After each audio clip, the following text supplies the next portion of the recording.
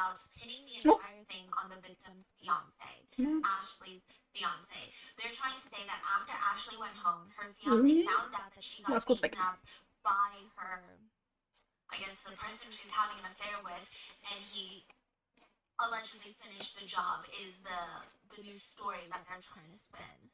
That he's the one that caused the final harm that killed her. Perhaps he further injured her at home to make sure that she wouldn't make it, or maybe he prolonged her getting medical attention and took a long time to take her to the emergency room. She says they're basically putting this on the victim's husband, that he did something that possibly caused the injuries, and then argue that there was a failure to give proper medical care in a timely manner. They're going to argue that there were errors that were made that could have saved her life, that it wasn't the fight with the girls that ended her life. It was a lack of adequate War nicht der care. Kampf, war das, was danach war. Das war der Grund. Das ist so, klingt logisch.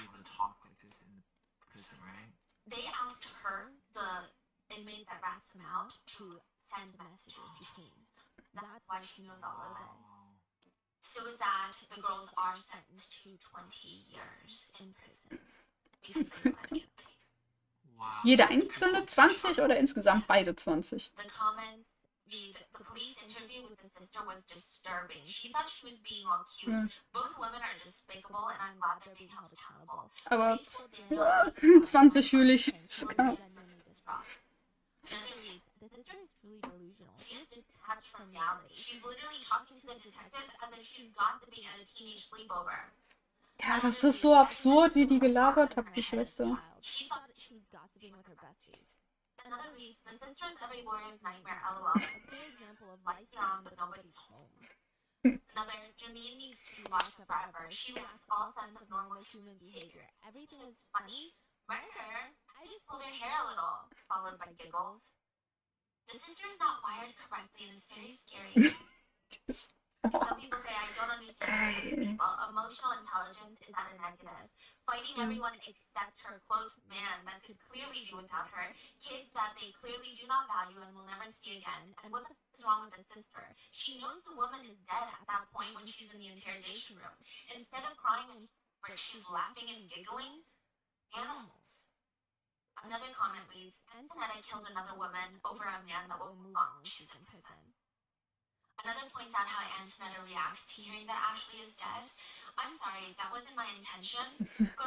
Das wollte ich nicht. Hoppala. Ja, bei mir geht's auch gerade nicht so gut. Ich hab schlecht geschlafen. Irgendwie sowas war das auch. Bipolar depression. Girl, so do a lot of people, but you don't see them murdering people out of jealousy. Another points out what Antonetta said prior to that.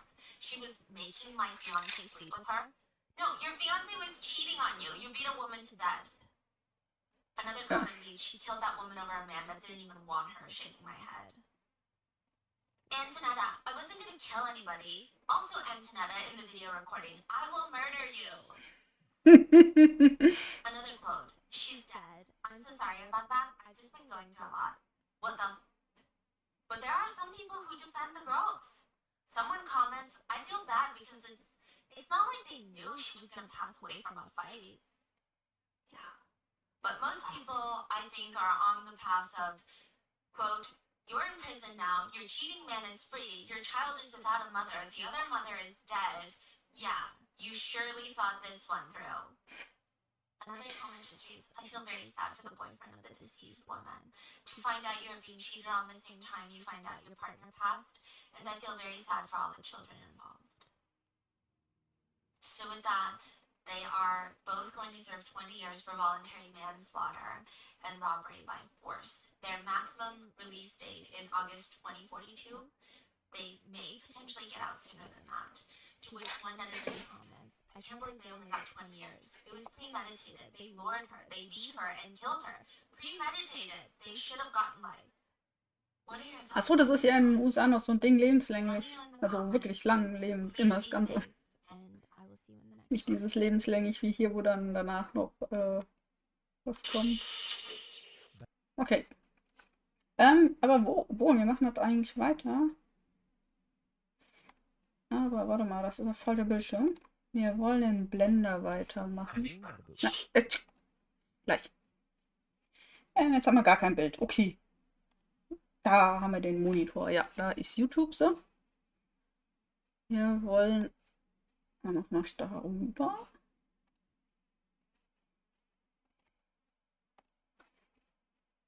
Dann,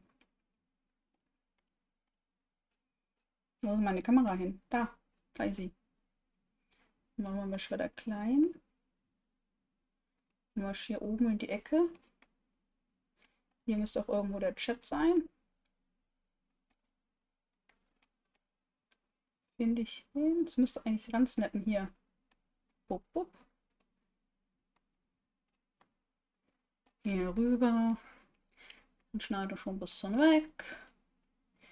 Und dann packen wir die Fensteraufnahme da. Wo ist der Chat? Hier. Bup. Machen wir das so. Machen wir das hier noch ein bisschen kleiner. In die Mitte irgendwie. So. Obwohl, wenn wir das. Aber wenn das hier ein bisschen überlappt, ist ja egal.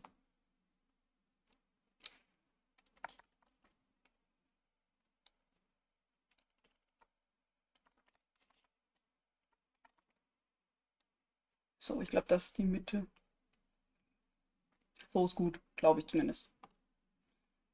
The three Japanese women had a lot of trauma in between them. They had irreconcilable differences that could not be talked out. The problem was the three women, they were highly charged in terms of emotions. They all had a ton of time Hey, wieso gehst du and da? a lot of deep-rooted hatred for one another. So, They felt like Everyone around them was mach constantly mal comparing the three of them. den yes, Körper. they run in the same circles, they know all the same people, but still, why do they have to constantly be in competition? So let me give you a drama breakdown. Masumi hates Miyuki. Masumi judges Miyuki for being a bad mom. Masumi feels like she's a good mom. Why can't Miyuki be a good mom? And she hated the fact that Miyuki copied every little thing that Masumi did. Masumi would write a book. Well, guess who comes and becomes an author? Miyuki. And all of this would eventually lead to a lawsuit. Then enter into the dynamic Kanai. She hated Miyuki too. They both hate Miyuki, but not for the same reason. For a Ach, ich hab's deeper Nipping one. an. For love. Kanai had a love interest who wanted to interview Miyuki for a book that he was writing. That would mean that he would be spending a ton of time talking to Miyuki, working closely with Miyuki, being in Miyuki's company. And Kanai was stressed because everyone she talked to would say, "Oh, Miyuki? Yeah, she's got this like interesting aura. She almost has a way of enchanting people. She's so alluring, she could quietly seduce just about anyone before they even know what's happening." And Kanai was worried that that stank, Miyuki, would seduce her love interest. And her whole problem with this setup was, if this man, her love interest, was going to write a book on female serial killers, why couldn't he just have written it on her? Today, we are talking about Japan's Okay. three most notorious Seltsame female serial Probleme, die man killers hat. and how they all End up despising each other in prison. out of the three, two of them are almost identical carbon copies of one another. It's kind of scary. They're not copycat killers. They just had a similar look, similar seduction pattern, similar MO, similar time frame of crimes, and they would absolutely hate each other's guts in prison because of a man. And by the end of this story, one of the serial killers would face a very bizarre death behind prison bars. Klingt schon, oder hört sich schon mal sehr spannend an.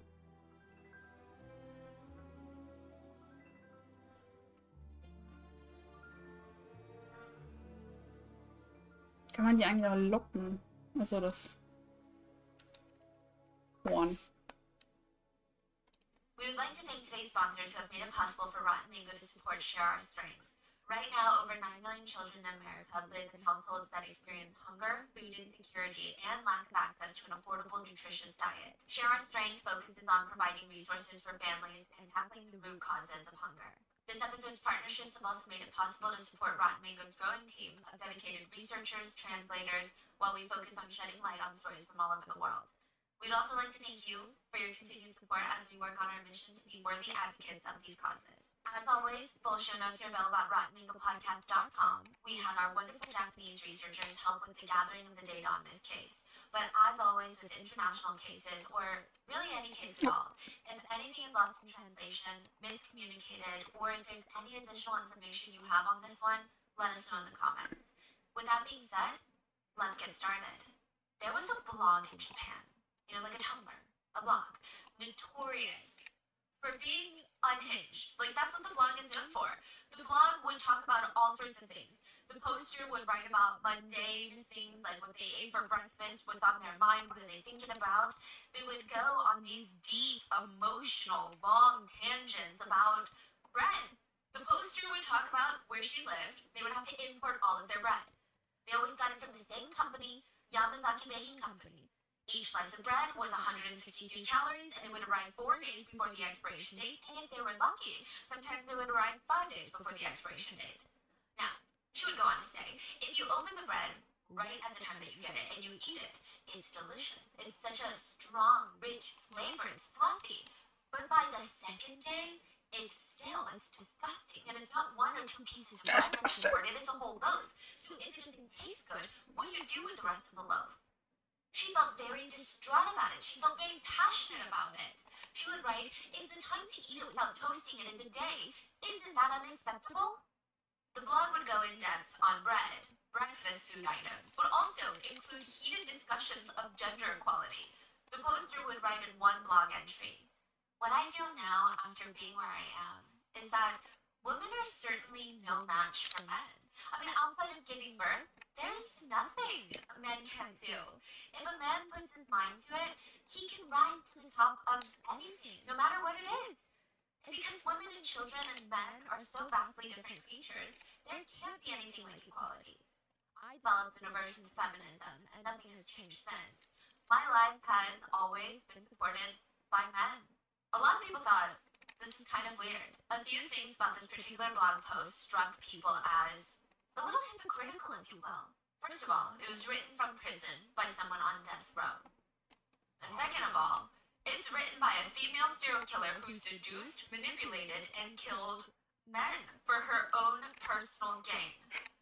Masumi killed people with curry. There was this giant summer festival happening in Japan where the whole town was going to be in attendance. The blog is written by Masumi? No, somebody else. We're getting into the drama. You know that meme that's like the girls are fighting? I saw a couple people on Twitter refer to this case as the girls are fighting. So I gotta introduce you to all the girls, I guess. Masumi was going to a summer festival in her local town. And it's supposed to be like a really fun time. It's supposed to be the 1 or 2 days that everybody forgets about work and school and they just focus on food-related activities and community. Or at least that's the plan, right? And there was this giant pot of curry at the event that everyone is just like flocking towards. It's hot, it's steamy, which honestly feels like the last thing that you want to eat on a hot summer day. But the smell that is emanating out of that giant pot of curry, it smelled so freaking delicious. And it looked like the pot of curry had just arrived. So people start lining up, and this 40-ish-year-old woman starts filling up bowls of hot, steaming curry to feed people. And within minutes, everybody is doubled over, vomiting into the grass. Some of them, like, think of your local summer festival. Some of them are laying on the grass on their backs. Others are in a fetal position with all of these stomach spasms. 4 people would die from eating that curry. And the woman that brought the curry, people said, she was just walking around watching people being tortured by her food poisoning like a little bear. It was weird. She was so focused. Police would test the curry pot, and there was 1,000 grams of arsenic cooked into the curry. That is enough arsenic to kill 100 people. 4 people died, and 2 of the victims were children. 63 people were sick for Ja, weeks. das ist die Prinzessin des Mondes. Ich habe eine Idee gehabt, die fand ich ganz lustig. Nein, warte mal, ich mach mal kurz. Dass wir nicht durcheinander kommen, weil Themen sind unterschiedlich. Ich habe eine Idee gehabt. Ich will ja wieder mal ein bisschen mehr mit Unreal machen und ein bisschen mehr so Game Dev Shit mäßig unterwegs sein. Wollte ein kurzes Spiel deswegen haben und habe mir gedacht, was könntest du machen? Und da ist mir eingefallen, aus meiner Jugend gab es doch so Creepypasta Games. Und da unter anderem gab es da eine Serie, die nannte sich Luna Games, wo es halt um diesen Charakter geht. Die sind sehr, sehr kurz. Und es ist quasi einfach nur ein Jumpscare. Wie gesagt, es ist kein aufwendiges Spiel. Das kriege ich noch hin. Muss ich nicht viel programmieren. Und ich mache das jetzt einfach mal in 3D, einfach zur Übung. Ich kann dir das ja mal zeigen. Wie gesagt, das sind halt ganz, ganz, ganz, ganz kurze Sachen. Und dann modelliere ich mache das jetzt halt einfach in 3D, weil da will ich ja üben.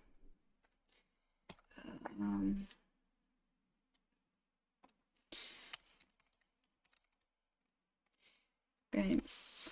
Halt. Ups, ich habe das Leerzeichen vergessen. Haben wir irgendwo... Finde ich überhaupt 2040, 2024, da war es Let's Play Luna Games X. Ach hier, Part 1. Sind einige, aber es ist im Prinzip immer das gleiche. Ja.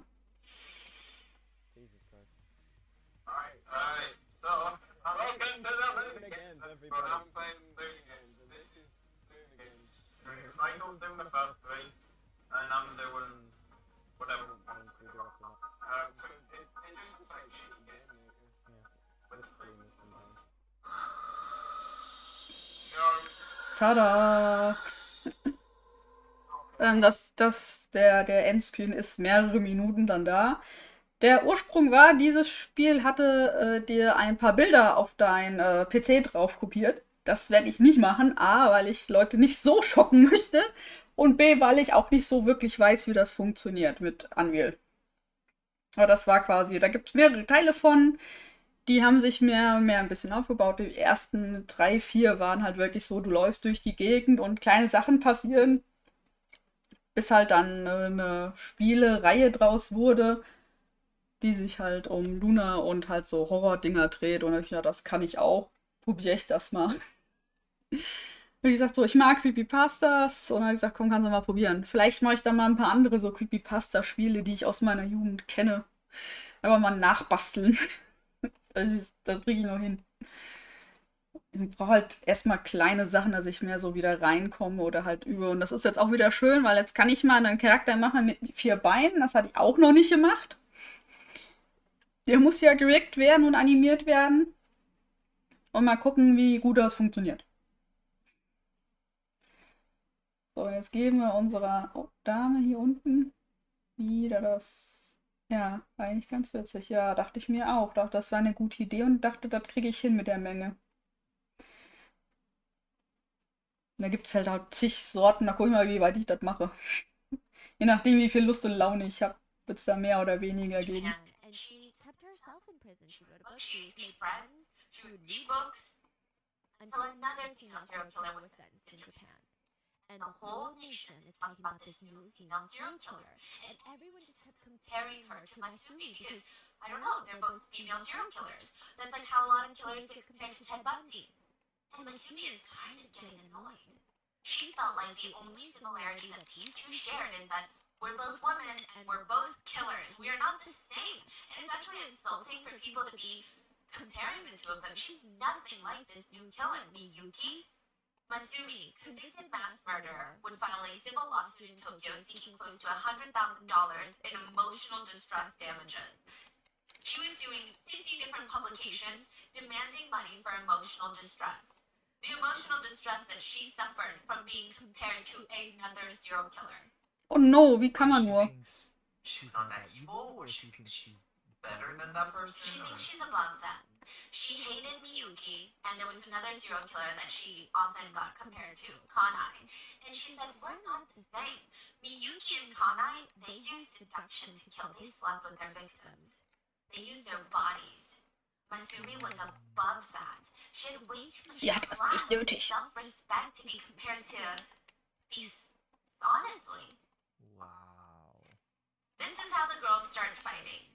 But I do have to give you a lot of background information before we get there. Masumi is not as relevant to the prison drama, but she does kind of kickstart it.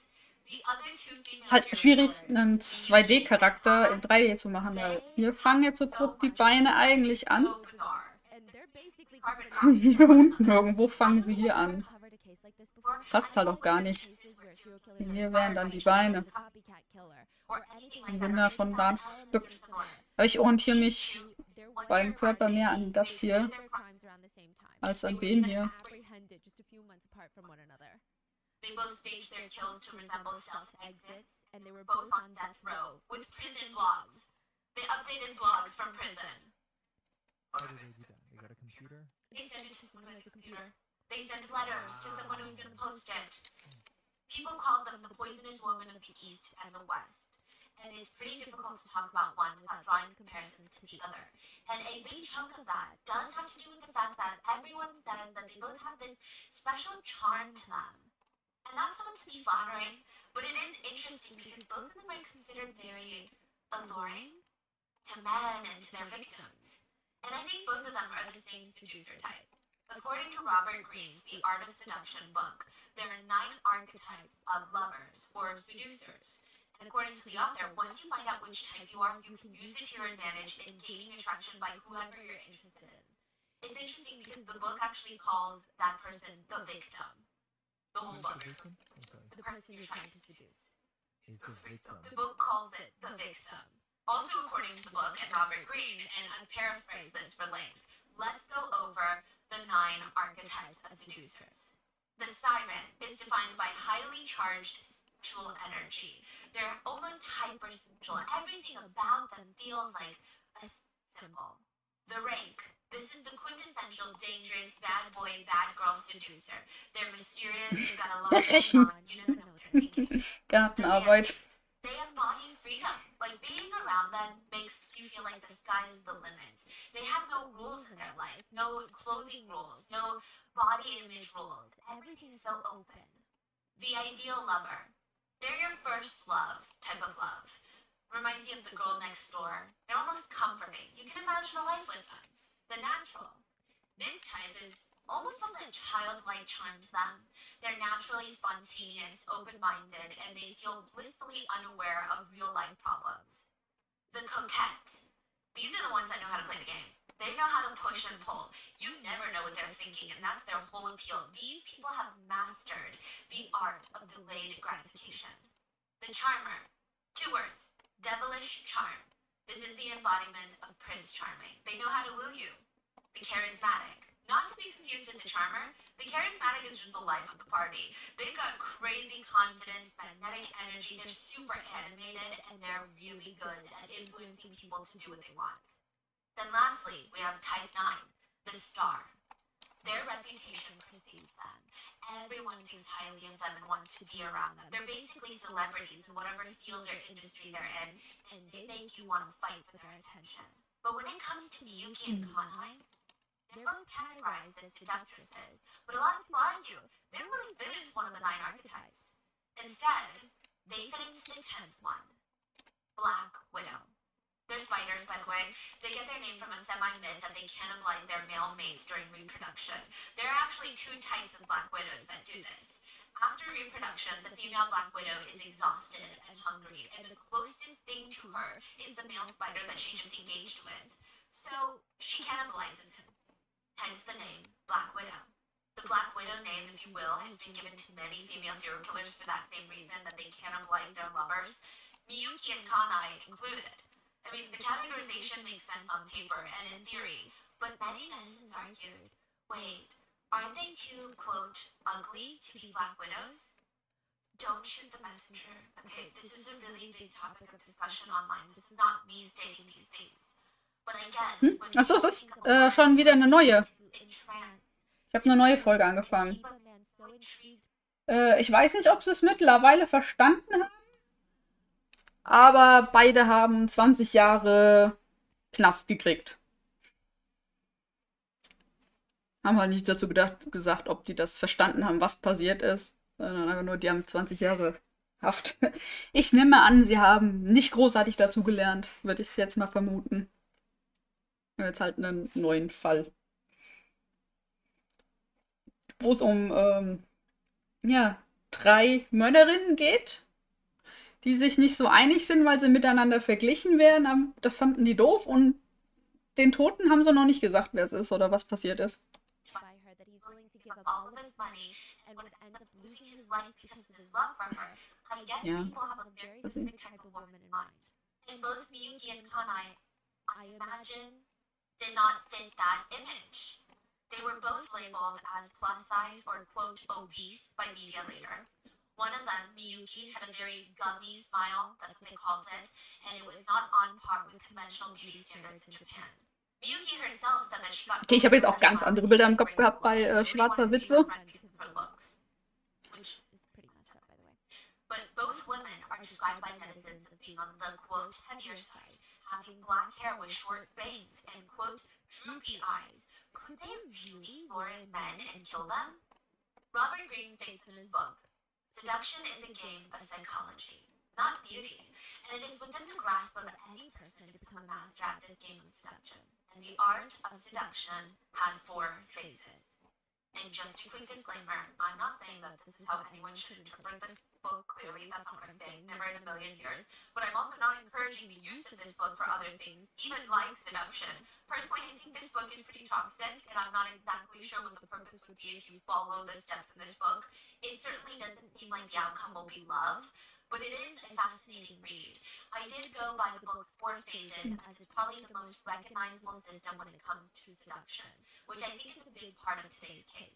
I also think it's interesting to see how the 2 serial killers kind of fit into the system in their own ways, which are undoubtedly very extreme. I also think it's a way to show that these men who fell victim to these women, they're not just some random men who wanted a girlfriend so desperately. They were psychologically manipulated in a very extreme way. Everything these women did was with a purpose. Phase 1 starts with Miyuki breaking into her neighbor's houses as a kid. Okay, not really, but it does lead to phase 1 of seduction. Einbruch. Okay, Phase 1, Einbruch. Miyuki was actually born Miyu Lee. She's ethnically Korean, but I believe she's resided in Japan for most of her life. She is a Japanese citizen. And if you left your house door unlocked or a window not tightly closed before leaving for work, ethnically Korean Japanese citizen Gummy Smile Miyuki would be inside of your house. Oh yeah, she just broke in a neighbor's house and she'd be going room to room browsing, snooping. And she had 2 reasons why she went into people's homes uninvited. The first one is a very obvious one. She wanted to steal valuables, which is odd because her parents were pretty well off. The second one is she just really liked destroying things. I mean, it's one thing to spot out the valuables and take them, and it's another thing to go and completely ransack the house, even after you've already pocketed the valuables. At this point, you're just trying to mess things up for the sake of it. It's like she got off on the destruction. It was her favorite pastime growing up. And I say that because Miyuki was born, again, like I said, into a pretty financially well-off family. So the fact that she's breaking into her neighbor's house and knowing damn well that this is ruining her entire family's reputation for money, it just doesn't make sense. She already had the money. People said Miyuki had this combination of love for chaos, but also she just wanted attention. Evidenced by her prison blog later, Miyuki was very talkative and she just really wanted someone to listen. Which is fine, but Miyuki was so desperate for classmate approval, she would actually talk about how much of a cool friend she was, in hope of making friends. Which is kind of weird. Like, imagine you're talking to someone and all they talk about is how cool it would be if you guys were friends. You're like, we should just talk about something and become friends. But they're like, no, think about how cool it would be if we were friends. I'm such a good friend. It's really bizarre. So when that didn't work, she started telling all the girls at school how she was just so exhausted. She would come into school, dark circles church, and she would yawn and say, so tired, so tired, so sleepy, barely got any sleep. Of course, someone would say, why, Miyuki, why didn't you get enough sleep? Oh, because I had to sort through all the love letters I was getting from the boys in class again. Yeah, it's just a lot, you know, I mean, like 10-page letters from 10 different guys. And then, of course, I want to be nice. I gotta read through them all and sort through them. It's just tiring being such a heartthrob. The other girls would laugh in her face, and not a single one of them believed her. And maybe that's where Miyuki learned, you gotta pick the right audience. Phase 1, stirring interest and desire. It's also about knowing what kind of seducer you are, and then, according to the book, choosing the right, quote, victim that will be interested in you. 1, 2, 3. According to the book, the rules clearly state that you should not chase after someone that won't be open to your advances. Not everyone can seduce everyone. Stick with the people that you know will be interested in you, and play with their interests. In this department, Miyuki and Kanai take vastly different approaches. This is like the one part where they're different. Miyuki has this very youthful, almost naive, head in the clouds allure. I'm literally trying everything to avoid saying childlike demeanor, but that's what a lot of people described her as having. Or at least she played into it. She's able to bring out this side of victims who just want to protect her. She seems so emotionally immature and naive. While Kanai was the opposite. She's very motherly. She brings out the side of victims who believe that she was incredible wife material. She made them feel appreciated, cared for, if not almost worshipped. And people wanted a wife like that to build a life with. So let's break it down and start with Miyuki. Miyuki started working at a snack bar. So like, remember how we did das und das. whole 2 episodes, one recently and one that was just an audio pod a while back, on the life of host and hostess clubs in Japan. It's in the Yandeji case that I posted like a month ago, or 2 months ago. Now, snack bars are similar yet so different from host and hostess clubs. According to our Japanese translator, a snack bar is kind of like a regular bar, but it might have a theme, like a special theme. And unlike hostess clubs, where you have hosts or hostesses sitting down with you, spending time with you, getting to know you, snack bars, they operate kind of like a regular restaurant, like a regular bar. They will serve you your food and drinks, but you're not really going for the food and drinks. Usually you are going for the service that is focused on delivering above and beyond your needs. But they typically don't sit with you. Just think of it as an incredibly well-serviced restaurant, and the themes are usually what pulls people in. So one example is a newer establishment called Muscle Girls. The staff are all women, and they're all super buffed. They wear leggings and sports bras. Oh, das hört sich echt interessant an. Very muscular women. They'll even play inside and squeeze fresh fruit juice into your cup with their bare hands. They'll push syringes of protein shakes into your mouth. It's really unique. It's a fun concept, honestly. Or some of the maid and butler cafes could sometimes be categorized as a snack bar. They have the theme of all the workers wearing maid costumes while they run the place. You get it. So it's not necessarily an establishment that you go for like a quick meal or a delicious drink. You're trying to enjoy the whole atmosphere. So ein Event-Ding. Miyuki starts working at a snack bar that primarily hires, quote, heavier women, which, yeah, I mean, who defines that? But I guess they're considered heavier by Japanese conventional beauty standards.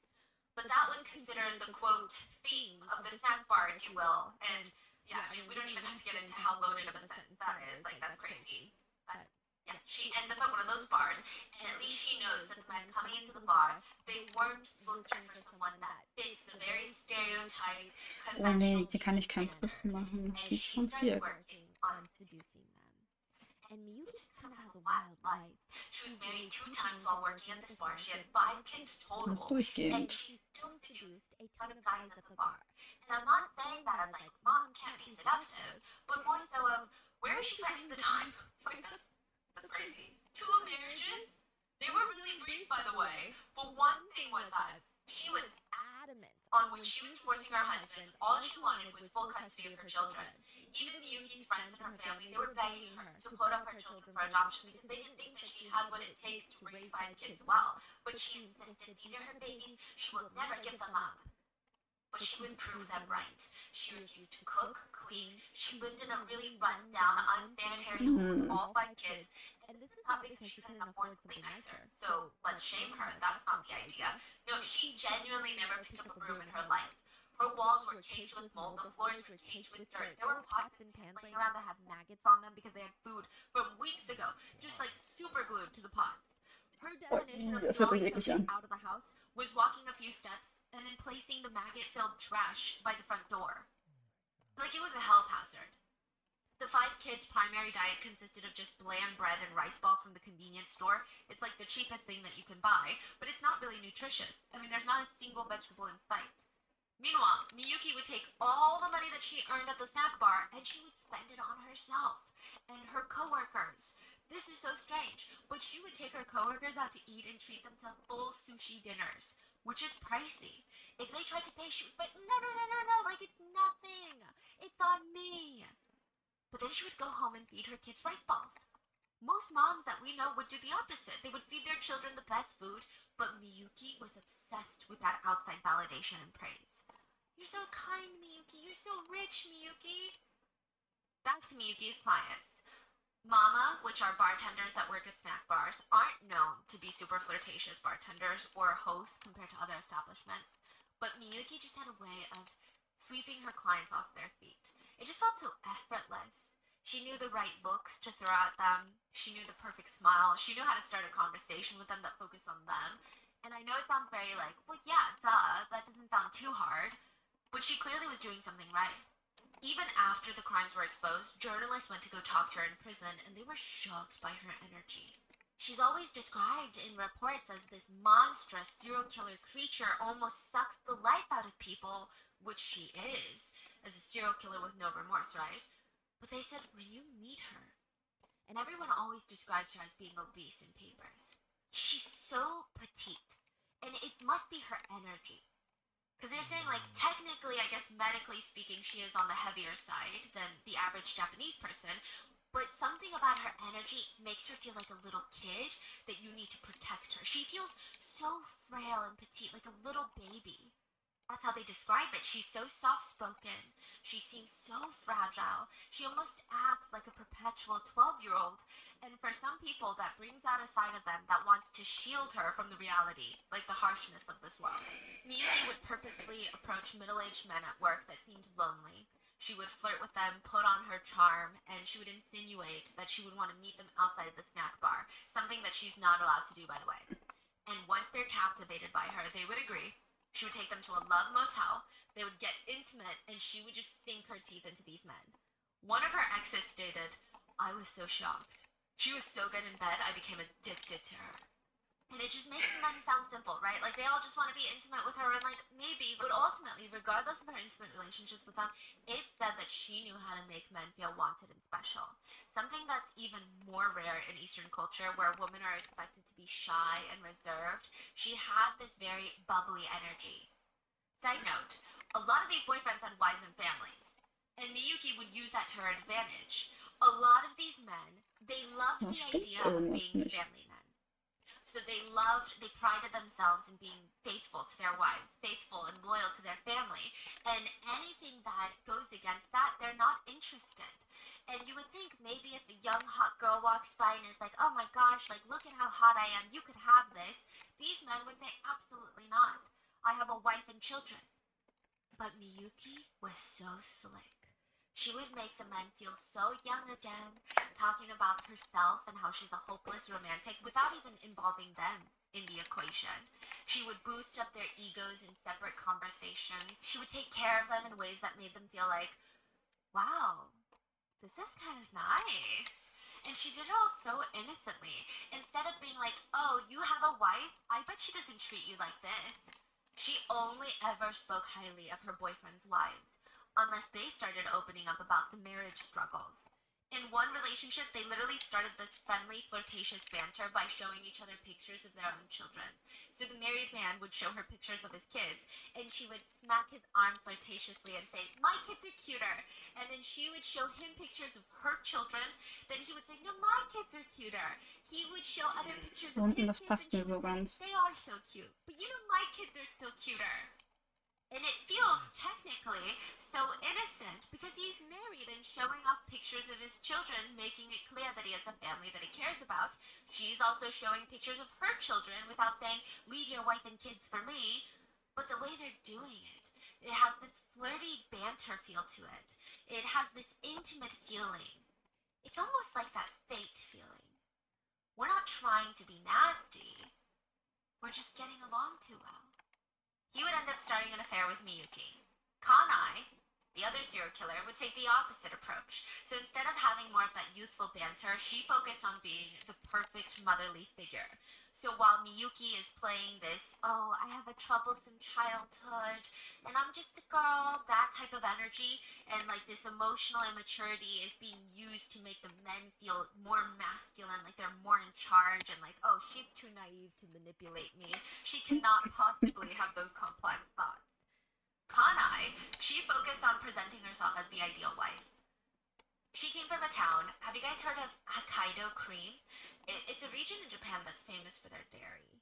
So like if a product uses milk from this area, they'll write it on the packaging. That's how famous they are for their dairy products. The population of that town is 14,000 people, and there's 120,000 cows in that town.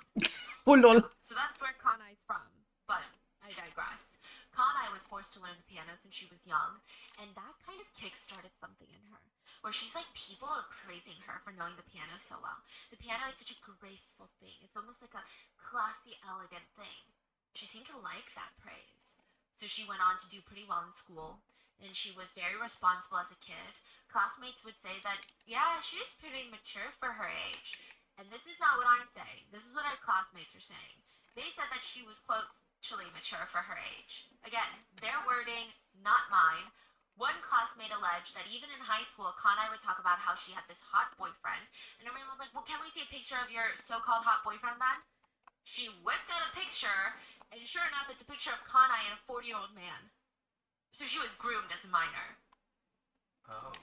And later as an adult, I think this translated into her being hyper-aware of what men wanted from her. She presented herself as the perfect ideal.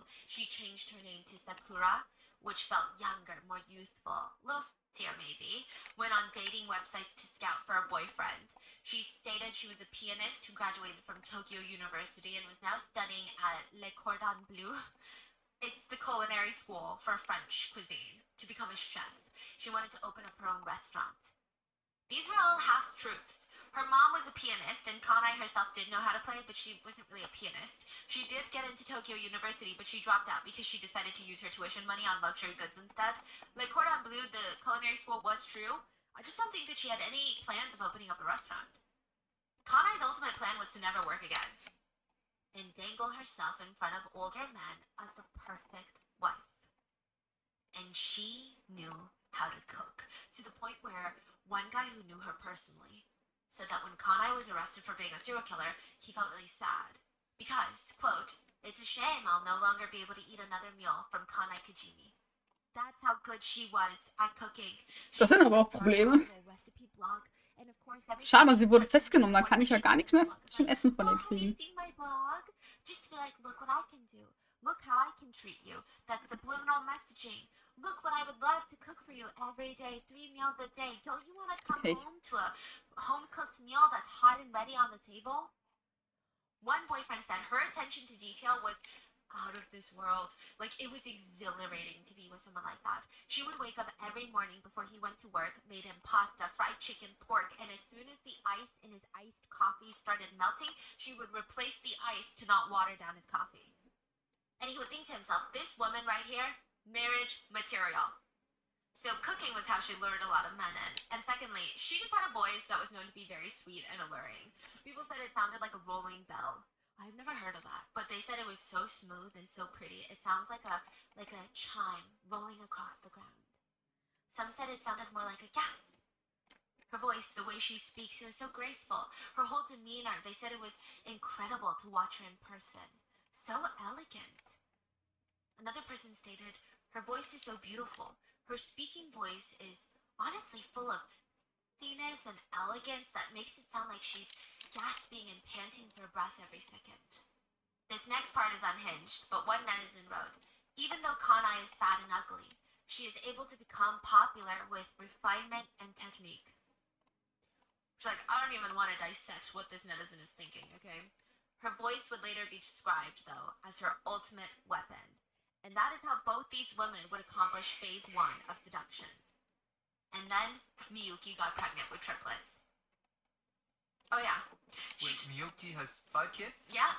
This is 3 more on top of the 5. She told the father of the child, who already had a wife and child, she's like, I'm pregnant, and you're gonna raise them. He's like, what are you talking about? I can't raise them, I already have my own children, but maybe I can financially help you. And she says, okay, give me $200,000 in child support.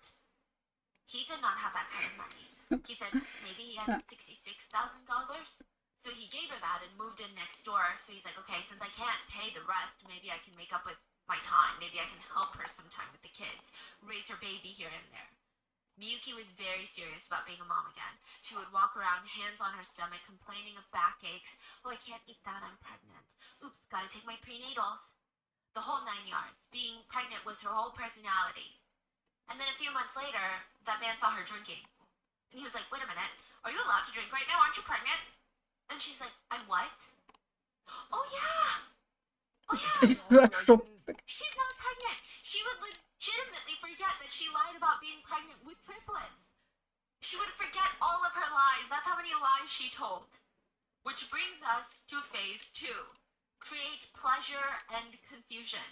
Keep them in suspense. Have them asking what comes next. Miyuki did that by straight up lying about the most unhinged things. For example, Miyuki would lie about how she dropped out of high school because she got into a fight with a girl who accused her of having a hair perm. She would lie that her parents had cancer and she needed help paying the bills. Sometimes it was that she had heart and kidney issues or that her 5 children were starving, and that was an excuse that she used often. And these men would pay. For example, one of her boyfriends was a garbage worker. She ended up taking around $30,000 from him in total. Garbage collectors in Japan, they make around $20,000 a year. He went into debt and lost his job for her. But why would these men even keep paying for these things? Some of these men even spent their entire life savings, went into debt to pay Miyuki and Kanai. Why? And they're always being confused by these push and pull methods, by these lies, by these weird signals. The art of seduction literally states that in this phase, phase 2, you should use the demonic power of words to sow confusion, inflame people's emotions with loaded phrases, flatter them, comfort their insecurities, envelop them in fantasies, sweet words, and promises. Not only will they listen to you, they will lose their will to resist you. A lot of this has to do with the fact that providing money to some of these women made the men feel like men. They made them feel fulfilled and useful. They're helping someone. They're doing something good. A lot of people hate Kanai, with good reason. She's a serial killer. But they will admit that Kanai had a way with words. She knew what busy businessmen wanted to hear. And businessmen were her main targets because they had the most money. She would tell them, you're so exhausted. You're so tired. You deserve to be treated like a man. You deserve to be greeted at home with a fresh home-cooked meal. I mean, I don't see what's wrong with that. Women these days, they're misguided. And she was willing to do that for them. Kanai would also write about fate when she wrote to her lovers. She wanted it to seem like they're all star-crossed lovers because that gives them a thrill. She would always write about herself as a student in the University of Life, how she just wanted to learn, and these men were teaching her so much. She said this to basically every boyfriend. Meanwhile, Miyuki's voice was also described to be nice, but not as nice as Kanai's, but her allure was calligraphy, her penmanship, which is honestly held at a much higher level of respect in Asia than in the Western areas. She would use this to seduce her victims. She had a habit of writing letters to her boyfriends, and they felt more like the ramblings of a high school girl who just had a major crush on a boy. She would even refer to herself in third person to sound extra cutesy. Very much, Miyuki loves you very, very much. Miyuki hopes you have a good day. Like that. And if she didn't see the men because of their schedules and they didn't match up, she would give them quick 5-minute phone calls. Not to ask them to come to the snack bar, not to ask for something, just, oh, I was just thinking about you and I wanted to make sure your day's going well. So even if these guys thought at first, well, she works at the bar, of course she's going to be nice to me, she wants to make money, she would disarm them with her Sieht doch gar nicht so constant verkehrt displays aus. of affection. Because constant open displays of affection has a connection to emotional immaturity. And the men like that. Men feel like they are the ones in power, and this girl is too emotionally immature to ever be able to manipulate them. So they become more vulnerable around them. If she was hanging out with her boyfriends and one of them kept rolling their neck side to side in the middle of a conversation, she would take note of it, not mention it that day, but the next day she would have ointment for his neck ready for him. She just behaved like a little girl in love, sending letters, leaving voicemails, and all of it was just master manipulation. Because once she earned the trust of these men, she would start gaslighting and exploiting them. One of Miyuki's boyfriends, Shinichi, was over it. He was getting beat with a frying pan on a daily basis now. Yeah, he was done. Actually? Physically? Physically. The Miyuki he met had fallen in love with the charismatic girl, the childish little girl. Gone. Okay? Every time they see each other now, she's beating him up with a frying pan. She would try to throw boiling water on him, on his body, and continuously she would say, give me your money. It was really confusing. What happened to that person he knew? But this is the breaking point, when she tied him up with rope. He had no idea what she was going to do when he was all tied up. So they end up getting into this fight. She ties him up with rope. He's genuinely terrified for his life. And the next chance he gets, he runs off and hides at his parents' house to get away from her. But she finds him, breaks into his parents' house, and kidnaps her boyfriend Shinichi back. All the while, Das sind Geschichten aus dem Horrorfilm. in their own home as their son is being kidnapped. Which is phase 3. Phase 3, according to the book, is deepening the effect through extreme measures. This is the stage that the book recommends mixing pleasure with straight up pain. Not physical pain, but emotional and mental pain. This is when you take the, quote, victim past their limits, getting them to act out their dark sides, and it adds a sense of danger to the seduction, and it ultimately deepens the spell that they're under. Yeah, this book sounds very questionable, huh? Robert Greene, I think he's an light years ahead in terms of intelligence compared to little old me. But I will say, his books are very intense. The 48 Laws of Power is actually banned in most prisons in the US because it's just, it's too much. Some people applaud him and say that he gets down to the nitty-gritty, un-rosy tinted views of human psychology. Other people say that he's just creating guidelines on how to be toxic people. I actually think it's better to talk about this book so that if you know what's happening and someone's doing this to you, it's better than to be like, oh, I don't know what's going on, but I'm feeling very confused by this relationship. I always think it's better to know if there's things that guys or women are out there reading and they're trying to seduce you. I always think that's, you know, the whole pickup artist phase. I think it's interesting to watch them because if you're a single woman, they could be using these tricks on you and you want to be alert and aware of that. Versus like not knowing, then you don't know what's happening. You just think, oh, this person's Ja, kind of Aufklärung ist hot immer and cold, wichtig. I don't understand them. So, very interesting, very intense. Now again, Miyuki clearly is very extreme, but I think even this part of the book, again, like I said, not recommended. It's toxic, morally questionable. This is basically saying you've come to phase 3 where you can be as manipulative and as demanding as you want because you've already gotten your quote victim to the point where they can put up with more extreme behavior. In Miyuki's case, she would even get her children involved in the process. She would find men that were desperate for some sort of acceptance and love, and then she would tell her kids to make them feel special by calling them dad, and treating them like he was their biological father. Wow, It's wow, so twisted. she is on another level. It made a lot of these men feel needed in their lives. It gave them purpose. You know, it's heartwarming to see your significant other's kids love you and want to be with you and take care of you. They would start dropping them off at school because Miyuki would come up with some random excuse on why she couldn't. Or honestly, the kids would just go up to him and be like, Daddy, can you take me to school tomorrow? I want to spend time with you.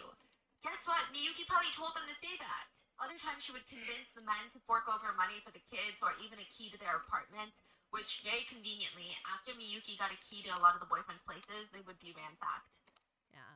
If any of the men tried to pull away from Miyuki, she would have her kids text them by saying things like, Dad, I love you, please come back.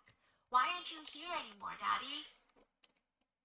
It made them feel utterly guilty. One of her boyfriends said Miyuki turned children into bone broth, which of course she probably didn't, but it's a way of saying she genuinely did not care about anyone but herself. Like, she's willing to use her children, it seems, to get what she wanted, and that was money. Maybe that's why she wanted to keep all of them. Perhaps. She was relentless about money. Her boyfriends would not only give up their entire life savings, but they would go into debt to pay her money. And even that wasn't enough. She made her boyfriends watch her own children for her. Which, like I said, by the way, she's getting more money. She's not spending it on her kids. They still eat the same nutritionless food, living in the same conditions that absolutely had to break some sort of health code for human life. Yet, Miyuki was seen blowing tons of money on herself. She would drop hundreds of dollars on dinners with coworkers or whoever she wanted to be friends with. She still had that desperate need for acceptance by her peers. She would take people to public baths, like sauna houses. She would buy people kimonos, treat them to haircuts. If something was expensive, Hi, she Tita. would explain, oh, that's so Wie geht's cheap, dir? while purchasing it. It was weird. It's like she wanted to impress even the sales associates. Sometimes she went to the convenience store to stock up on snacks, dropping like hundreds of dollars each time. What's so interesting is that a lot of people would assume that these two women would have an obsession with luxury goods, right? I mean, they're willing to do wild, crazy things for money. They must be obsessed with Gucci, Prada, Chanel. They must be like those crazy gold digger women. They actually spent all their money on random things. Miyuki would spend so much money at the convenience store and on her coworkers that she later said she hated. And Kanai would spend $15,000 a month, and she would just spend it on stuff for her Shih Tzu, her random pets. She would buy them like these random pet gadgets at the pet store that nobody needs, like a pet massager for hundreds of dollars that really doesn't work. Nobody needs it. Who's buying it? She never spent a lot of money on designer clothes, but her hangers. Like, she wore very affordable clothing, but she would buy hangers that were very fancy and $10 a piece. $10 one hanger. That's the price of whatever you're Das fully war's hanging. nicht kaufen. She would go on these trips to hot springs, golf trips, and of course, she spent a ton of money on cooking classes. And Kanai was really good at picking her victims. She would go for men that were older, and she would sell them the dream of her being a chef that opens up her own restaurant one day. And they were more likely to help her because they're getting old, they're financially better off, and the one thing that they can't have is that time and excitement again. So they want to vicariously live through her. You know, I saw a video essay recently on this is kind of a tangent, Jeff Bezos and Lauren Sanchez. And a lot of people thought it was confusing how Jeff Bezos, after his divorce, started dating Lauren Sanchez. People thought they just didn't really work on paper. But everybody that knows Lauren Sanchez in person said that she is almost like a kid with how excited she gets about everything. She's so animated. She's like the life of the party. If you buy her a present, she's probably the type to like run around the room over a small gift coming from a billionaire where it's like 0.0000% of his wealth, you know? But it's just, Kanai's kind of playing into that. Ja, They're vicariously living through her. And she knew that, and she's honing in on it. These men, they're too old. They've got too many rules in their life, too many crazy professions to actually chase after their dreams. But when they watch Kanai do it, which are all lies, by the way, she had no dreams of working, they would get excited again. They would feel youthful again. And phase 4, as stated in the book, is moving in for the kill. The book states, if your victim is to be sacrificed, then it must be done swiftly and cleanly, leaving you free, physically and psychologically, to move on to the next victim, and then the game begins all over again. Clearly, this is meant to be interpreted as, if you're no longer going to be with this victim that you've spent all this time and energy seducing, break up with them, make it clean and swift, and then you get to move on. But that's clearly not what serial killers Miyuki and Kanai had in mind. May 13th, 2004. A train running on the ENG line slammed into something and came to a halting stop. Police are called to the scene, and they find a box on the train tracks.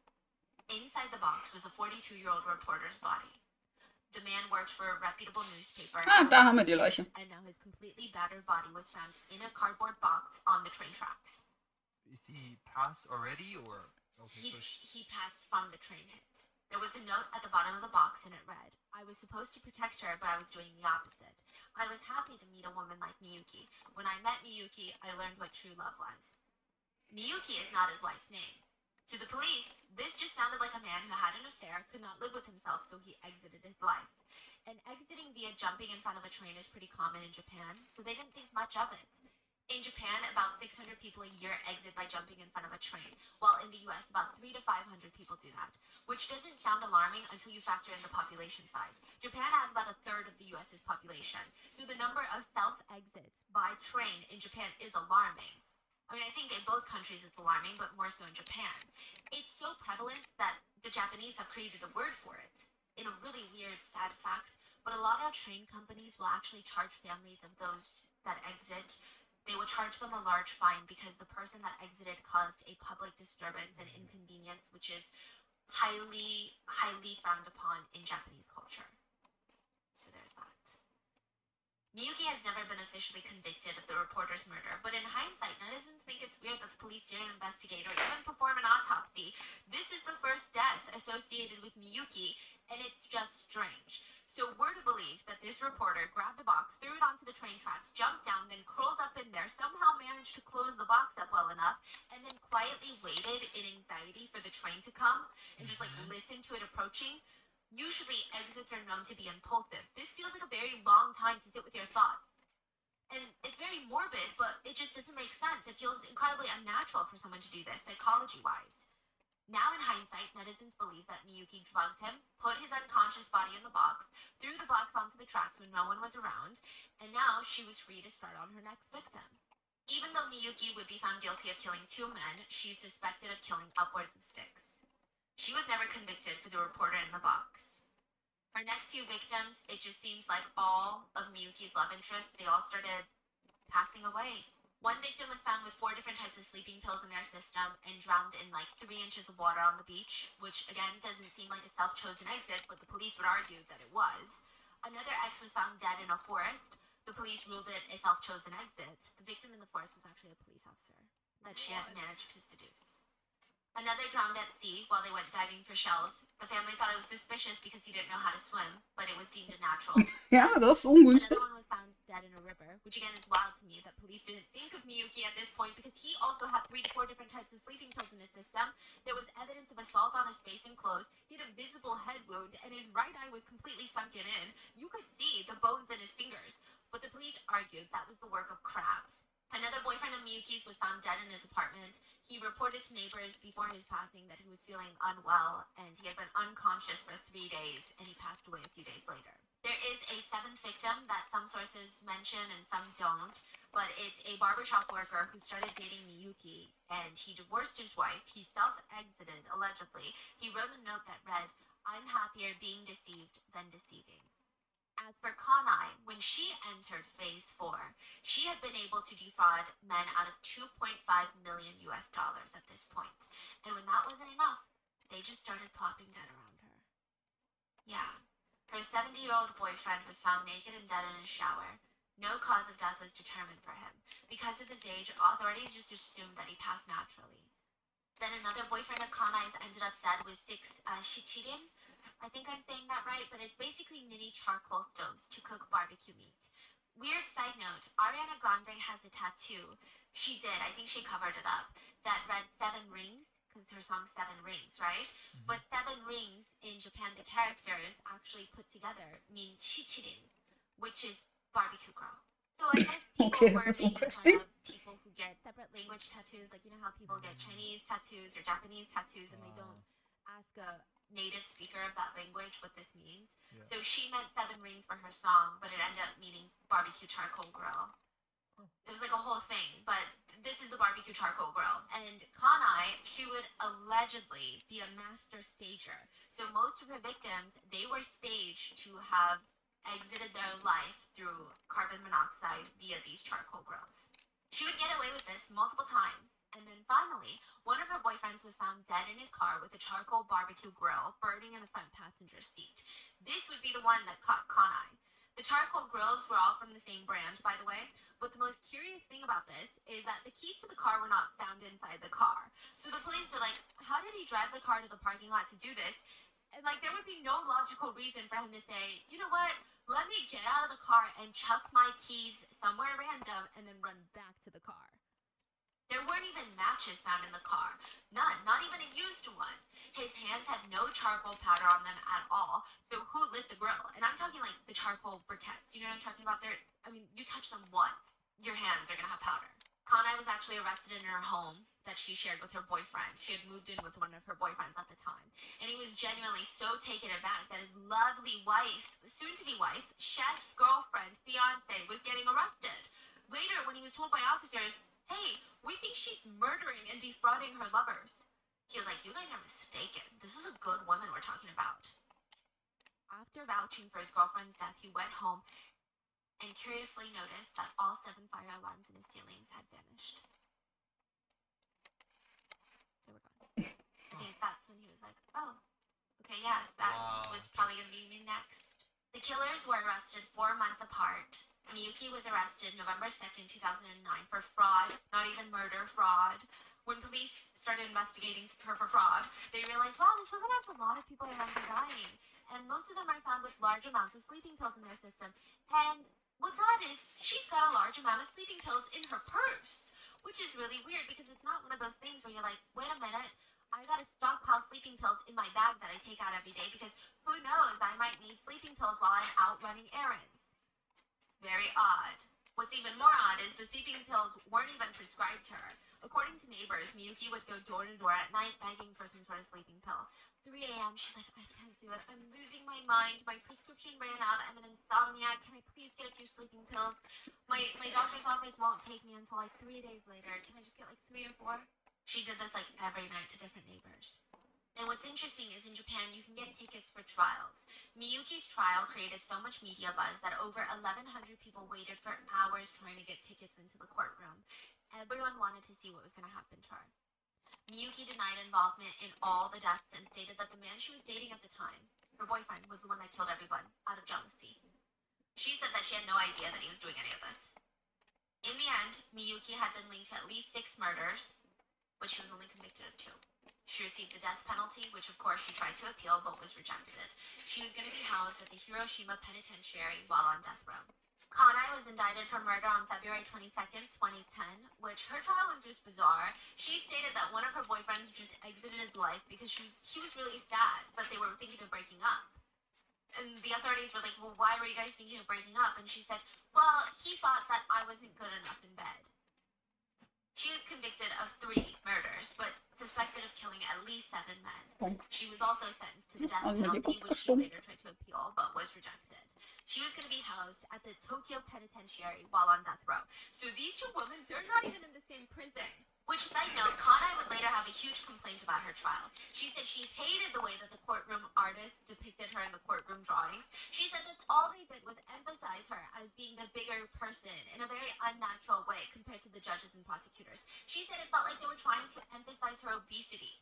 She was very displeased and stated it caused her incredible distress during the trial. She at one point even asked followers, because she had some fans, I guess, to send drawings that they had of her. So if that there was a second trial, she could bring them in and they could create better, prettier looking sketches of her.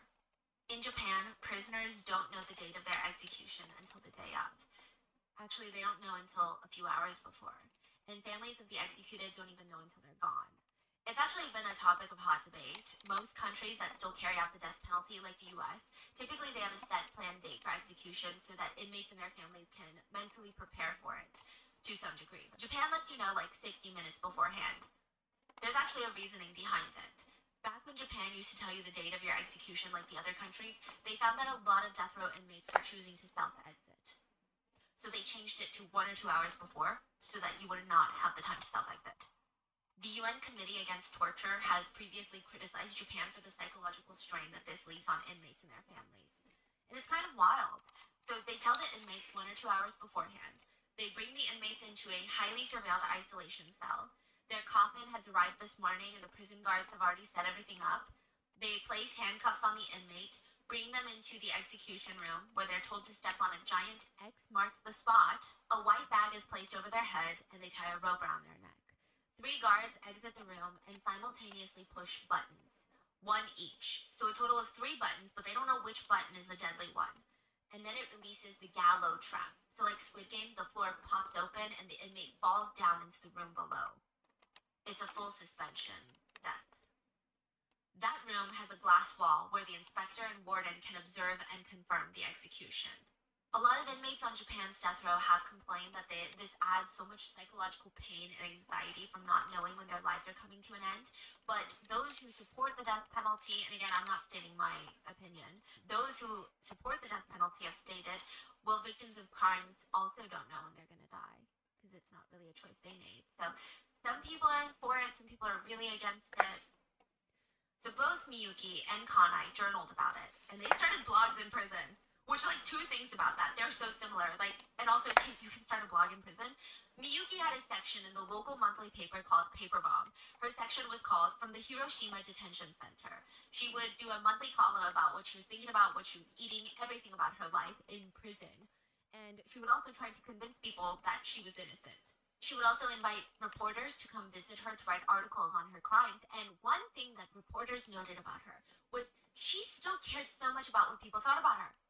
And she hated the fact that people thought that she was sleeping with clients while she was working at the snack bar. She was in jail for killing several people, but it seemed like she was more occupied on the rumors that she was going to karaoke bars with some of her clients after work.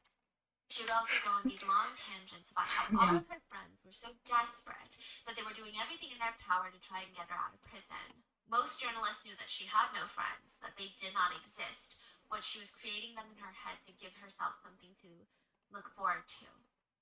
She also told reporters not to talk to any of the girls that worked at the snack bar because they always, quote, told lies. And the people that live near her, her neighbors, they're not credible either because they're on welfare.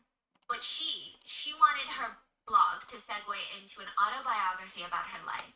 So Masumi had written a book in prison, and it had kind of humanized her, I guess, in a way.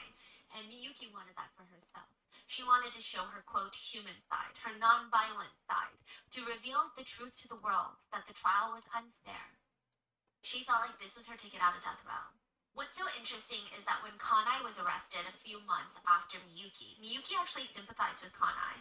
She hated the fact that the media focused so much on Kanai's looks, just like they had done with her. People were talking about how it was impossible, like not feasible to ever think that so many men were so attracted to these women. People were being disgustingly fatphobic, and they straight up said these women were too ugly to commit these types of crimes. Miyuki was on Kanai's side. And Kanai, she seemed to be okay with Miyuki until she reads a book in prison about Miyuki's crimes. The book is called Moth Attracting Lantern, Totori Suspicious Deaths. It was written by a reporter named Osamu Aoki. Kanai had the world's biggest one-way crush on this reporter, Osamu. She would write in her blog about him nonstop, about how she doesn't think that he's in a relationship right now. I mean, not that any of that information was made public, but she would dissect random articles that he wrote to be like, see, this is why that I don't think that he's in a committed relationship, which means he's single, which means I have a chance with him. She would continue to compliment him on her blog about his long, smooth, straight, slightly gray hair. She would talk about how it suits his face frame so well, and how excited she would be if someone that handsome ever came to visit her in prison and interview her. She said she would be thrilled even just being able to look at him all day. She thought nobody was as passionate as Osamu when it came to justice. But when that book on Miyuki's crimes was released, she thought, did he choose Miyuki over me? I'm shocked. I've lived my whole life without ever being jealous of another person until today. I am furiously jealous. The only comfort was a detail that Osamu called Miyuki a, quote, plain and dull middle-aged woman. So Kanai, the reasonable, ever-logical, completely normal, understanding person that she is, wages war on serial killer Miyuki through her blog. They're not even in the same prison. Kanai had a blog post where she wrote, I think Miyuki is an idiot. I think so. No matter what the great Osamu asked her, she kept evading the question. If she didn't want to answer the question, she should have just refused his interview. She doesn't understand how lucky she is to have a talented journalist who is willing to listen to a defendant's story without passing judgment on someone. She is a huge, huge idiot. I am so mad. It was a big mistake that she was even chosen by the Mr. Aoki. She doesn't understand the pain that the ones that have reported on my case, they were all a bunch of freelance writers. You know, I thought about that and I cried. Well, a woman like Miyuki, she's not just gonna lay down and get shot. She starts hitting back. She would talk to reporters agreeing to help them write stories on her, but she would only do so if they promised that they would never, never, ever talk to serial killer Kanai.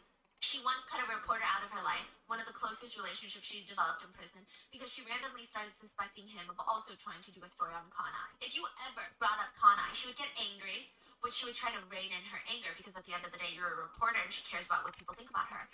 And she would just blurt, I think she insults me too much. I can't stand her style of looking down on people. I even feel sorry for her, so filled with hatred. Sometimes if a reporter would bring up Kanai, they would see Miyuki's temper flash for a second, almost like, what did you just say? That's how she would look at them. But then she would smile and become passive-aggressive. I don't want you to compare me to her. She and I are different people. Even if she's a different person, it feels like we're almost different humans. It's not that there's anything wrong with her, and I don't want to discriminate. I just don't think we're the same. You know, these evil people, they've been getting around in their life, manipulating others, getting their own ways in life. Now they meet another similar character. They can't do that to each other, so they just despise and hate each other for that. It also reminds me of, it feels like they're both looking in a mirror and they hate it. Like they're facing reality. Like they hate each other so much, Right. but they're identical. Right. They probably put themselves on a pedestal, and then now they look at someone else that's like, Yes. Yeah, but it's like, no, that's exactly who you are, but they just don't want to face that reality. And the reporter would ask, are you talking about Kanai's appearance? Like, what discrimination are you saying? Well, I think Miss Kanai had her way of living, as do I. I want people to seriously come to terms with how she lived and how it was different from me. Then she would promptly end the interview, thank the reporter, leave the visiting area, and never contact them ever again. Kanai would hit back and write blog post after blog post, insinuating that Miyuki was trying to date reporters that she spoke to. She wrote, Miyuki, you seem to enjoy being interviewed in the papers, on TV, and in the magazines. No matter the platform, but is there anyone in the press that you're dating that truly understands you? She was trying to imply that no one in the media actually cares for Miyuki, and she's just a dumb little girl that thinks they do. She also took a dig at Miyuki by stating that she doesn't even know what she did. She was like, I don't even know about your crimes until the great Osamu wrote a book on you.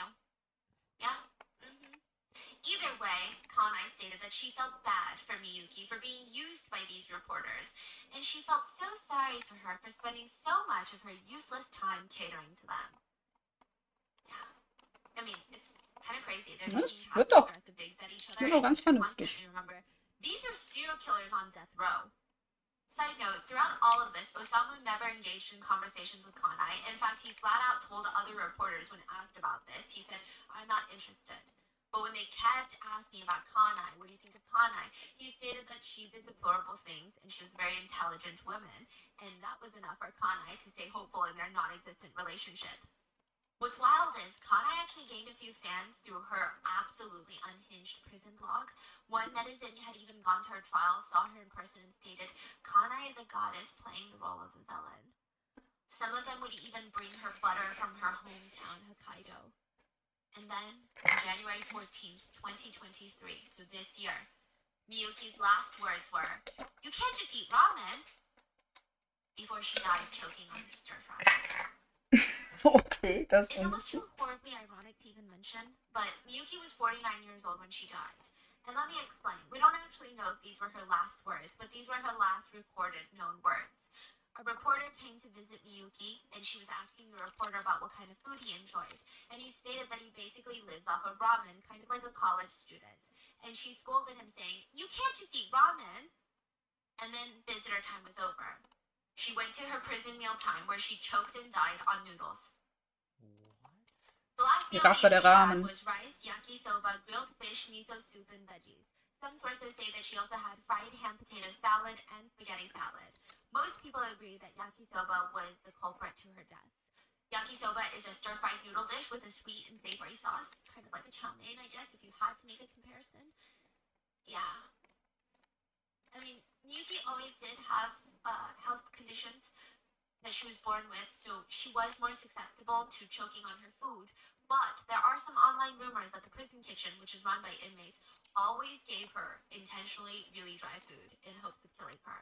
Because I guess everyone hated her for being a serial killer, and she does objectively have a very annoying personality, is what a lot of people stated. For hope with their own welfare, she seems very passive-aggressive. It's rumored that they would specifically give her barley rice instead of white rice, because barley rice is drier and harder to swallow, especially if you already have issues with your esophagus, which Miyuki did. There's no evidence of this, but it's interesting. Some netizens were also upset that Miyuki was never executed.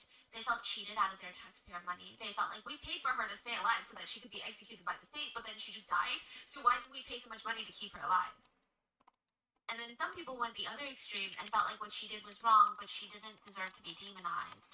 They felt like the media was painting her out to be this person who hated her kids, but maybe she was actually good to her kids and she used that money on her kids. They got this from just like random interviews Miyuki did where she talks about how she loved being a mother.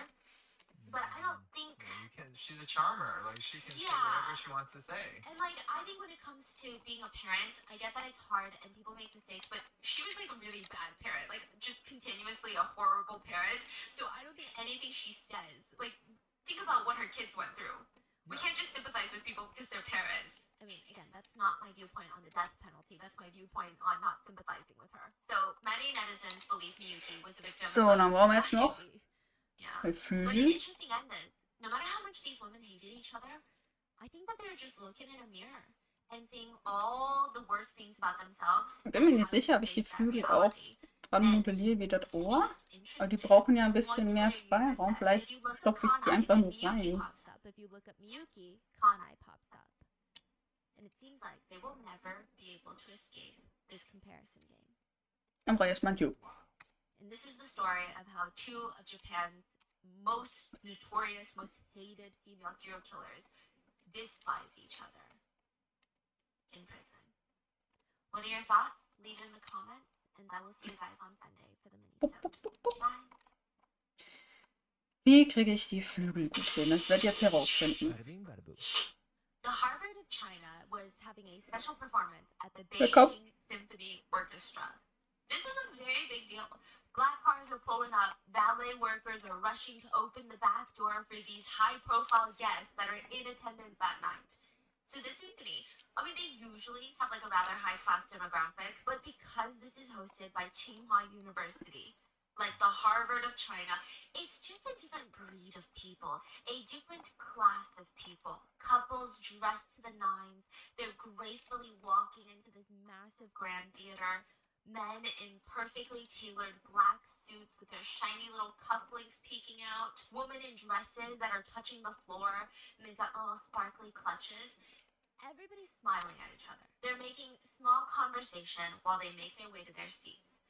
Imagine a room full of Harvard alumni professors, parents of the students, and donors. Like the collective power and influence in this very theater that night is kind of scary to think about.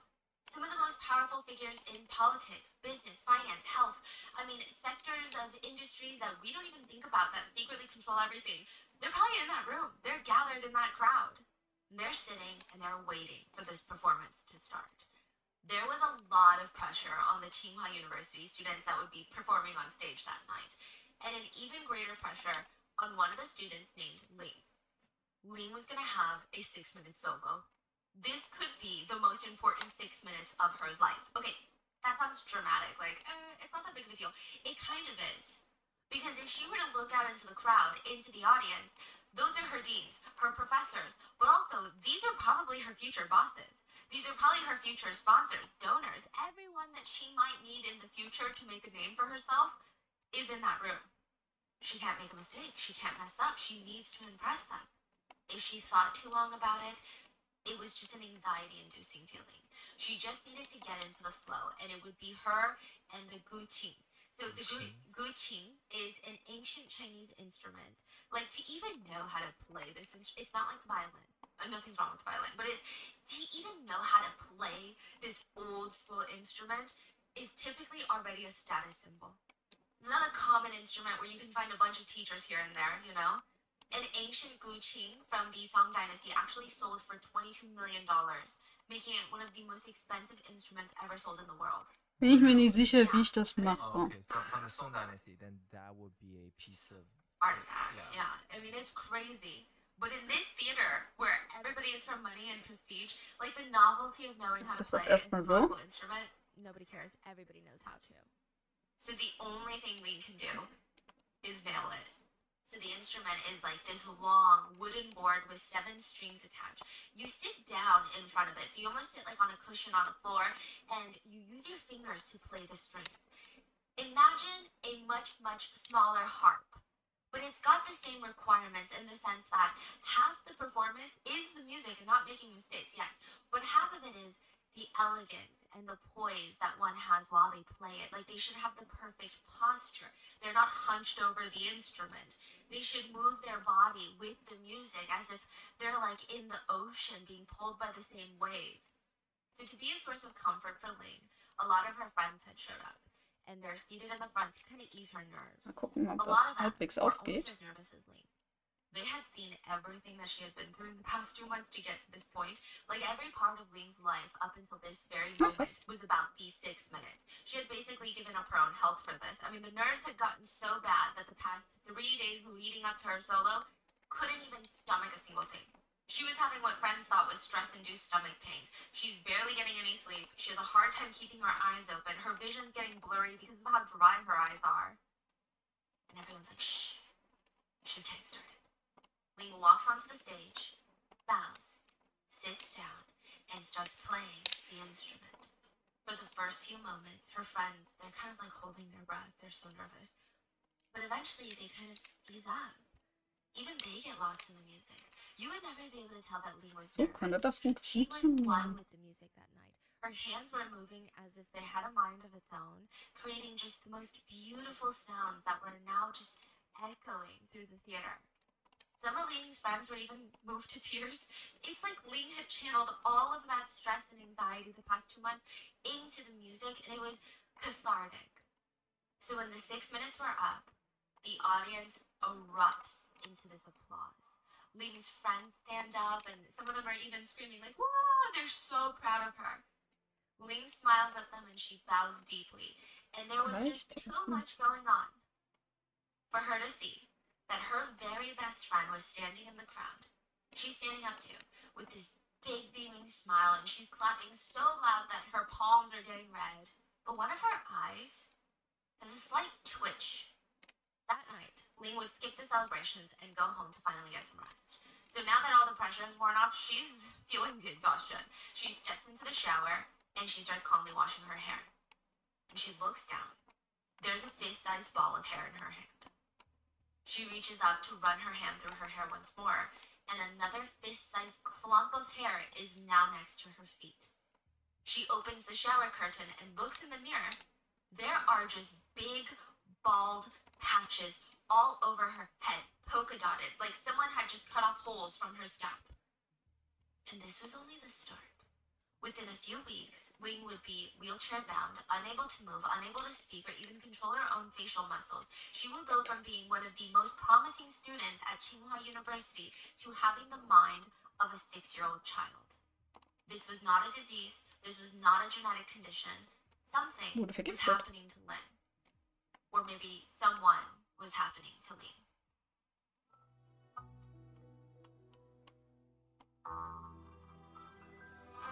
Was für ein Gift macht denn sowas? Wenn es keine Krankheit ist, keine körperliche Dinge, bleibt ja nur Gift übrig. Eine Säure? Aber dann wäre ja die Säure im Shampoo, dann wäre ja nicht nur die Haare ausgefallen. Aber das sind mehrere Sachen passiert, dass halt Fleisch und dass das dann rausgesteigert hat. You'll see why by the end of the video, but it's one of those cases where you start wondering, oh, how much power does this person have? And what if they don't like that we're talking about this? That's kind of the feeling. So, but with that being said, let's get into it. You have a higher chance of getting into Harvard than Tsinghua University. Okay, before you get riled up, that's not to say that Tsinghua on a global scale is better or more respected than Harvard, but it's a good look at like the ultra competitive atmosphere of the Ivy Leagues of China. So for example, Harvard and Stanford both have an acceptance rate around 3 to 4%. Tsinghua, in comparison, has a domestic acceptance rate of 0.4%. Oh, das ist foreigners, so it's easier to get in as a foreigner. But when you're born in China and you're studying in China, 0.4%, that's not even a full number. It's not even 1%. It is consistently ranked #1 in the best global universities in Asia by US News and World Report.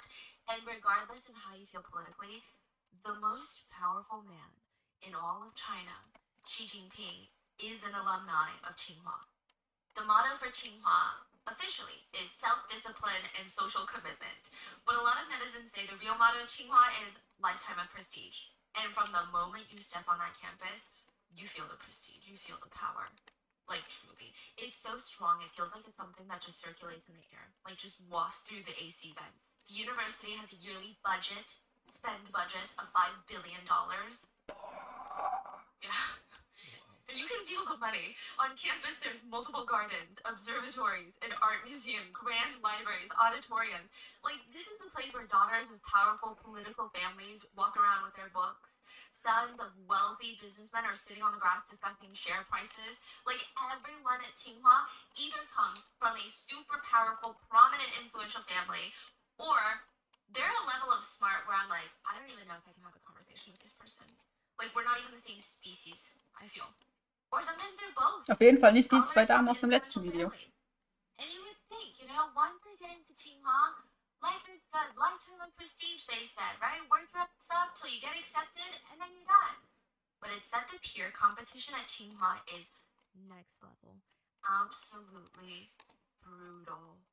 Cutthroat. Former students have admitted to doing things that they probably wouldn't have done otherwise had it not been for this unrelenting pressure, unrelenting competition that was fostered at this school. Backstabbing, cheating, betraying friends.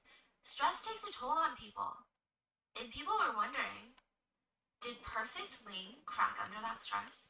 Okay, so Ling, she's one of the 31 chemistry majors at Tsinghua University that year. Her class is just a total of 31 students. Wow. Like, the graduating class is much bigger, but chemistry majors, 31 students. That's it. 20 guys and 11 girls. These are probably the 31 most competent students in the nation, and even within that group, Ling was probably ranked top 3. Wow. She was perfectly, that's how everyone describes her. She was the perfect of the perfect students. What made her really stand out was she's smart, but she's also tall and beautiful, and she kind of has this stoic personality. And all of that combined is just the walking definition of Ivy League elegance and poise. Like, if you want to look at the poster child for Ivy League student, it's Ling. The fact that she stands out as being a sophisticated student at a place like Tsinghua, I mean, I think that says a lot about her. So most of the kids, you can kind of guess where they're headed. And like, I mean, they're all smart, so probably some are great. But you're like, no, that was probably going to work in his dad's company and be like a multi-millionaire because his dad's already rich. That one for sure is going to attempt to be a government employee. Probably won't be spectacular at it because they're not great with people, but they're really smart. They'll be okay. But with Ling, everyone was like, I don't know exactly what she's going to do, but she's going to be someone special. She's like destined for big things. We're going to read about her in the news. Which they would, but for a different reason. But she's not pretentious, though, nor is she spoiled about it. She was just classy in a way that money can't buy. She just has this level of self-assuredness. And interestingly, charisma is often defined to be the combination of warmth and competence. When someone is super competent at what they do, but they still have the ability to be warm to others, that's what a lot of people say charisma is. And that's Ling. So when she first gets to campus and starts living in the dorms, all the other students, I mean, it's Tsinghua, yeah, they're honestly kind of jealous of her. I'm gonna be honest, yeah? But she just had this it factor. She would walk around campus, go to classes, and all these guys would just gravitate towards her.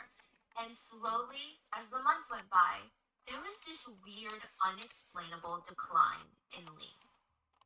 Let me explain. Originally, Ling came to class early, not a hair out of place.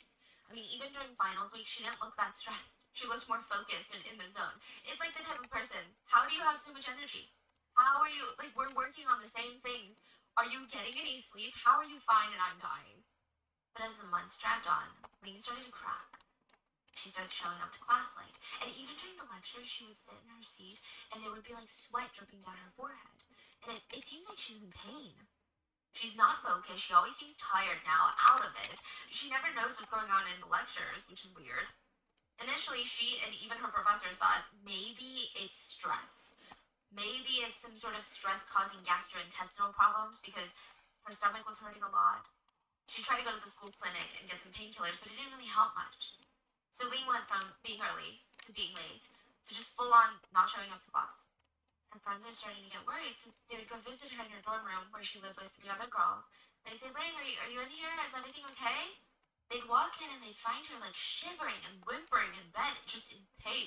There would be not fist-sized clumps, but pretty good clumps of black hair on the pillow next to her. Not just like strands of hair that naturally fall out as you're rolling around in bed, but like a chunk.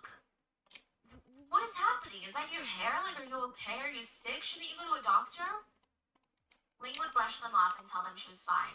It's just the stress. But she would be back in class tomorrow, and it was going to be okay. By the end of that semester, perfect Ling was gone. Instead, people said she was kind of like the campus ghost. Her face was pale as snow, and her lip line was always purple. She would walk slowly, and it looked like she was just in pain every time she took a step. Most of her hair had fallen out and she was completely bald. There was just like wisps of hair, so it wasn't even a clean bald, just little bits of strands of hair coming out, and she always wore a hat to cover it. And she's still going to class? Yeah. Sometimes Ling's eyes would just glaze over, and she would tell her friends, I can't see anything. She would lose her vision for hours at a time. What? So there were theories spreading on campus of what was schräg going ist on das with denn? Ling. I mean, the obvious one was people thought, okay, maybe it's some sort of stress-induced disease, an undiagnosed disease, maybe she has cancer, an autoimmune disease, alopecia, where you lose hair. But then more sinister theories started circulating amongst the students. I think it's the stress. I heard she's backstabbed by her best friend. Yeah, Sunny. Yeah, I don't know. She just hasn't been the same since they got into all these fights. You know, students are like, what do you mean? Like, what does that have to do with how she's doing physically? I don't know. Apparently, she was friends with this girl, Sunny, who constantly lied to professors about where Ling was. Like, Ling would have to miss practice for orchestra or something because she had a crazy test. But Sunny would just lie and tell the teacher that Ling didn't want to show up because she's already too good. And all the other kids need to catch up to her, so they should come to practice. Yeah, it's really bizarre, but maybe it was just too much for Ling to handle. You know, maybe she grew up sheltered and she never realized that people are cutthroat in this real world. Other students had wildly different theories. She's a chem major. Maybe she was trying some secret experiments, trying to make a name for herself. It wouldn't be the first time an overly ambitious student hurt themselves like that. But that would be really crazy, though. Poisoning herself by accident, trying to make a name for herself?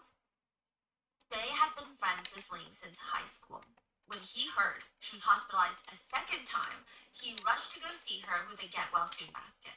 Now, I'm not sure how much of the situation Bae knew beforehand, but he assumed that his friend from high school was tired, maybe sick, but he would keep her company.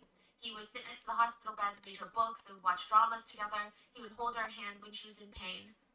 The silver lining was maybe they'd have some time to finally catch up. But when he walked into that hospital room, he stopped dead in his tracks. Bae said when he saw Ling lying on the hospital bed, his first instinct was to turn around 180 degrees and run out the hospital. He wanted to run as far away from Ling as possible. And that sounds really evil, but it wasn't evil. It's not because he was scared of her or thinks she's contagious, but it was one of those moments that made him question the rules of life.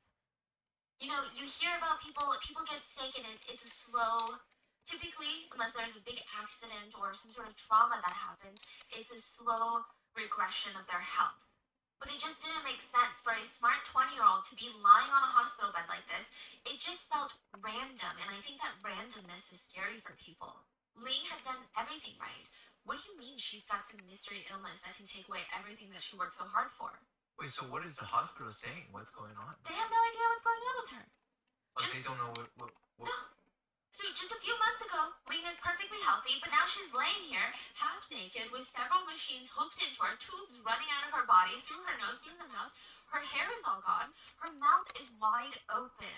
She's having these entire body convulsions non-stop. Her face is semi-paralyzed, and her eyes, they alternate from bulging out of her face as if she's pleading with the people in the room to help her, to save her.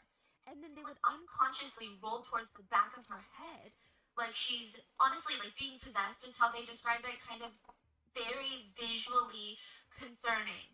Then her eyes would roll back and they'd be bulging out, but she can't communicate with people. She's like screaming, but it's in what Bae calls an unknown language. Whether it's just sounds trying to make words come together, he can't understand a thing.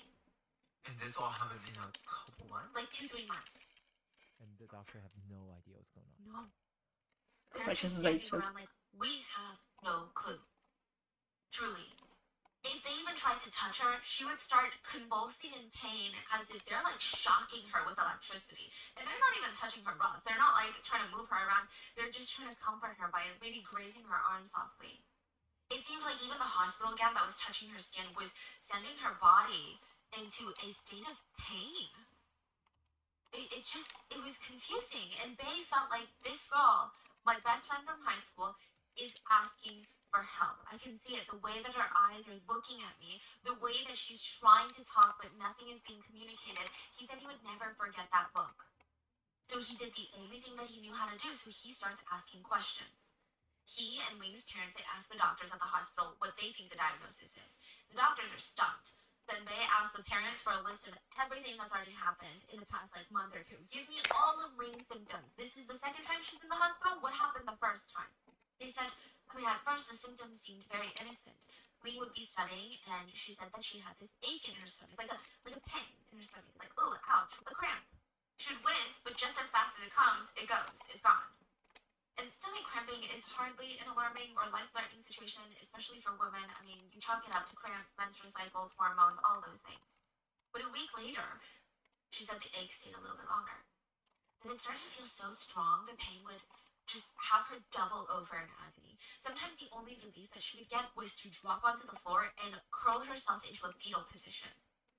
And I'm sure she just kind of brushed it off initially. A lot of East Asians, and probably some here too, stomach pains are often contributed to stress and anxiety, which she clearly has a lot of at school. So she just resorted to drinking a lot of Chinese herbal teas. But gradually, it became so intense that she would pass out from the pain. And that's not normal.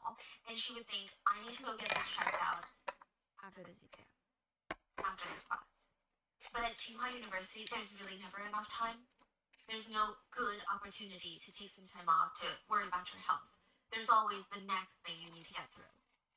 So her symptoms, they start escalating. Ling would have blackout moments where she would be staring down at her paper, the words would start blurring together, and she would rub her eye because she's thinking, maybe there's something in my eye, blurring my vision. But no, for hours the blurriness would stay. She would have a loss of vision temporarily, for hours at a time. And then her hair started falling out. But this is probably the most shocking visually, just because, and I know that some people are going to try to make it sound silly, but hair is a huge part of someone's identity and self-confidence. And I think the visuals of having it come out in clumps, that can't be associated with anything good. Like, that is a very scary underlying health problem type of feeling.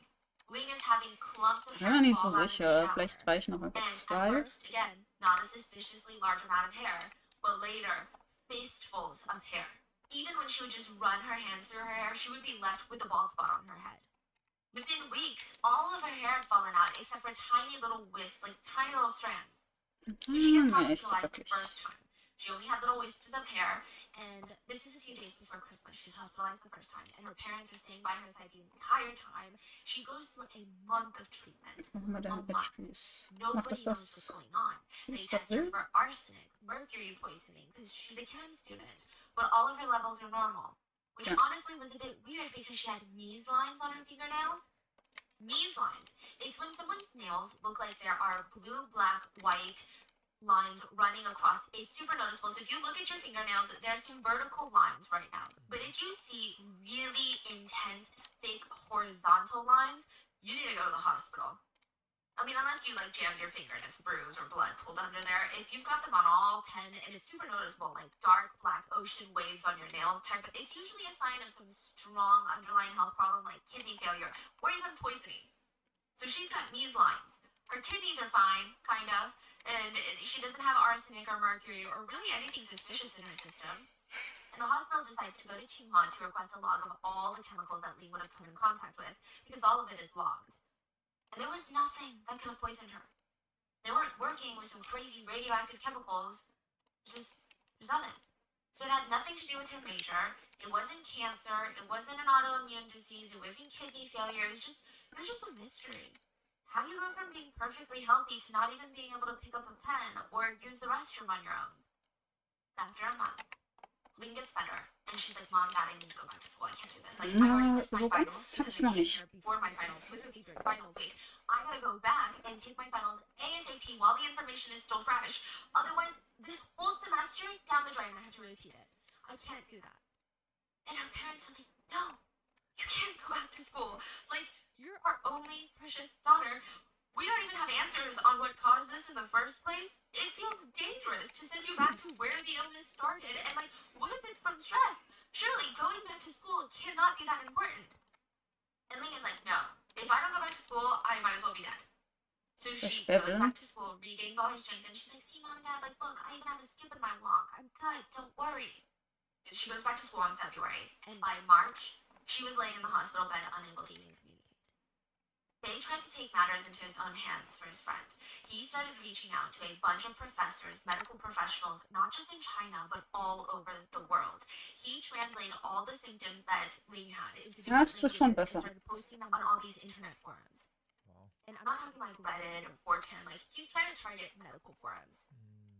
In less than 30 minutes, he got his first email back.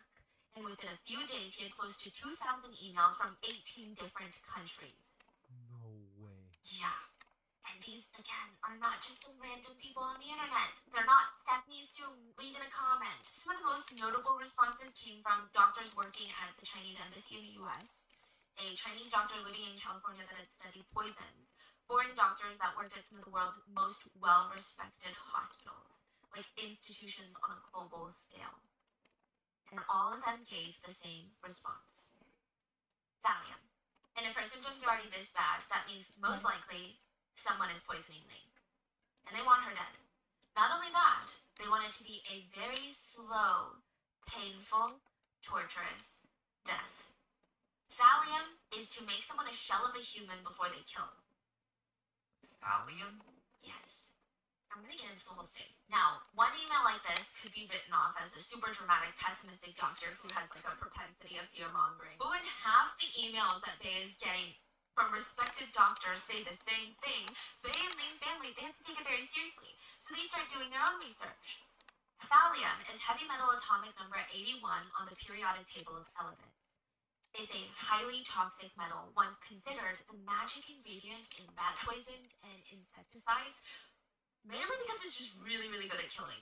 Like, it's not any sort of crazy science of, like, when it enters the rat has this, and then with the rat coming. No, it just, like, kills anything. It just kills. It's really good at it. Eventually, it was banned in rat poison in most major countries, including China and the US, because people started using it, not on rats, but, like, on their boyfriends, on their rich aunts, you know, their wives. And actually, interesting history, before it was used in rat poison, back in the early 1900s, it was used as a lice deterrent. So if your kid had lice, you would go to the pharmacy and pick up a bottle of thallium, feed it to your kid, because it causes hair loss. No way. Yeah, and your kid would just go bald. You'd be like, well, that got rid of the lice, which is, I don't know what kind of problem that is. Imagine having a bruise on your arm and then cutting off your arm. But nowadays, thallium is called the poisoner's poison. It is odorless, colorless, tasteless, slow-acting, and painful. Thallium causes such a wide range of symptoms that it's often overlooked and misdiagnosed by doctors. And it leaves no bruises, no wounds, no obvious signs of infection. Doctors are led to believe the victim is suffering from kidney infection, bowel infection, UTI, autoimmune diseases, stomach infections, way before they even think, oh my god, is this thallium? So for that reason, it's also often dubbed as the inheritance powder, because how many wealthy grandparents started showing symptoms of thallium poisoning? And the creepiest part about thallium poisoning is you don't know until it's too late, typically. And I really try to not get too paranoid when I'm talking about these cases, but I will say this is a case where it does make me feel a little bit more protective of my beverages and my food. So with thallium, it can enter your body through inhalation, so it can be in the air, it can be absorbed through the skin, in a lotion, any skin contact, and ingestion. A lot of killers will actually go the ingestion route because it's odorless, it's tasteless, and it smoothly blends into drinks and food without changing the color or texture much. So you can put it into coffee, and it's not going to do like the whole coffee creamer thing where it makes it like a lighter color. You wouldn't even taste it, you wouldn't even see it. And all you need is less than a gram. That is less than half a dime. You know the coin, the dime? Half of a dime. That's like deadly. Yeah. How much? In an adult. That's all it takes. And it's bad. There are 3 phases to poisoning before death by thallium. The symptoms will initially start off slow, and again, it's very confusing for the person who has it because you're thinking, oh my god, do I have a stomach bug? So you get stomach aches, diarrhea, vomiting. Most people at this stage are like, what did I eat? And then the unbearable pain hits.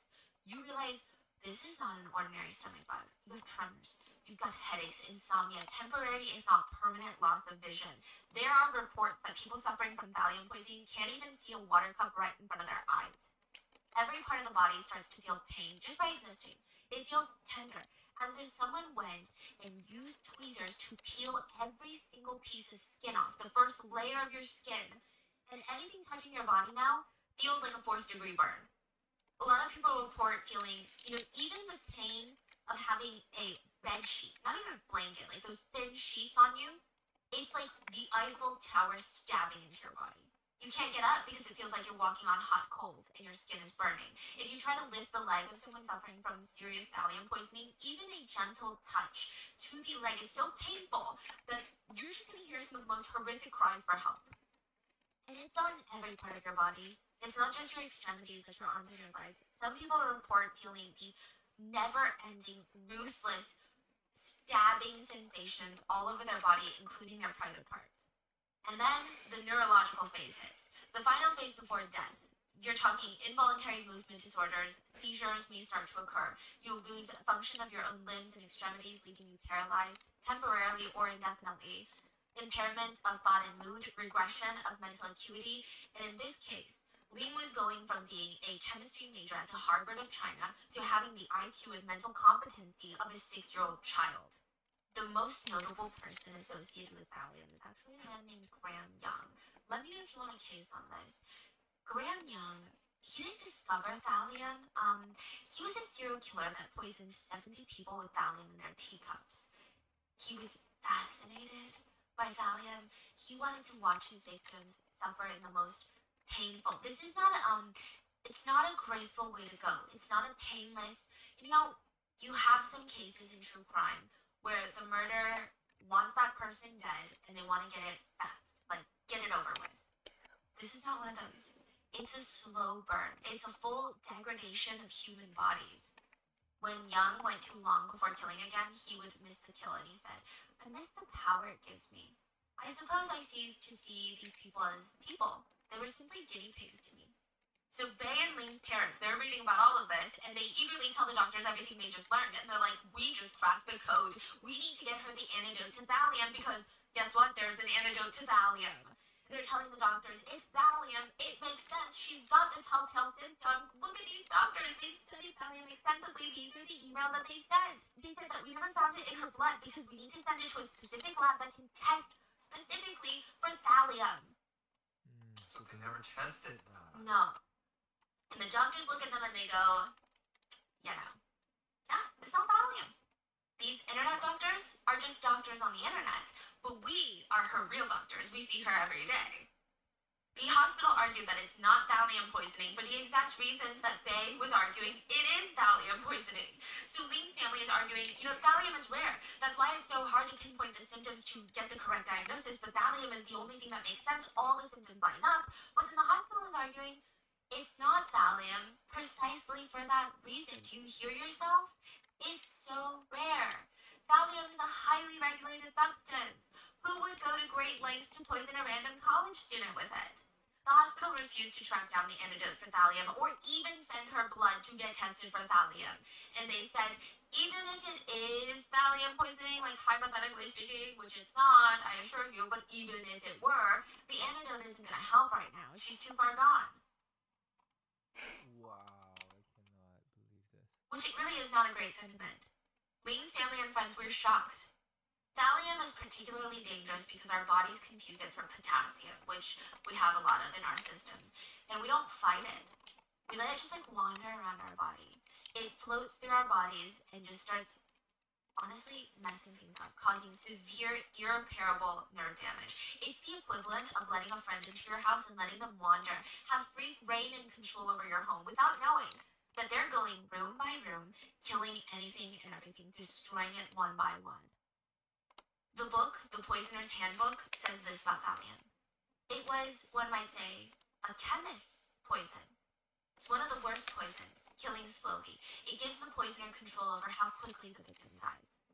So time is of the essence with thallium. In most cases, even if someone survives thallium poisoning, if it's this level of severe, their lives are changed forever. Likely, they will never be able to feel their legs again. They will never grow their hair back. And these are just some of the smaller changes. For Ling's case, she could forever mentally regress to a 6-year-old unless they figured something out quick. The hospital's not helping. It seems like Ling's parents, her friends, and family, they were the only ones that could help her. So the main question would be, who would want to kill Ling?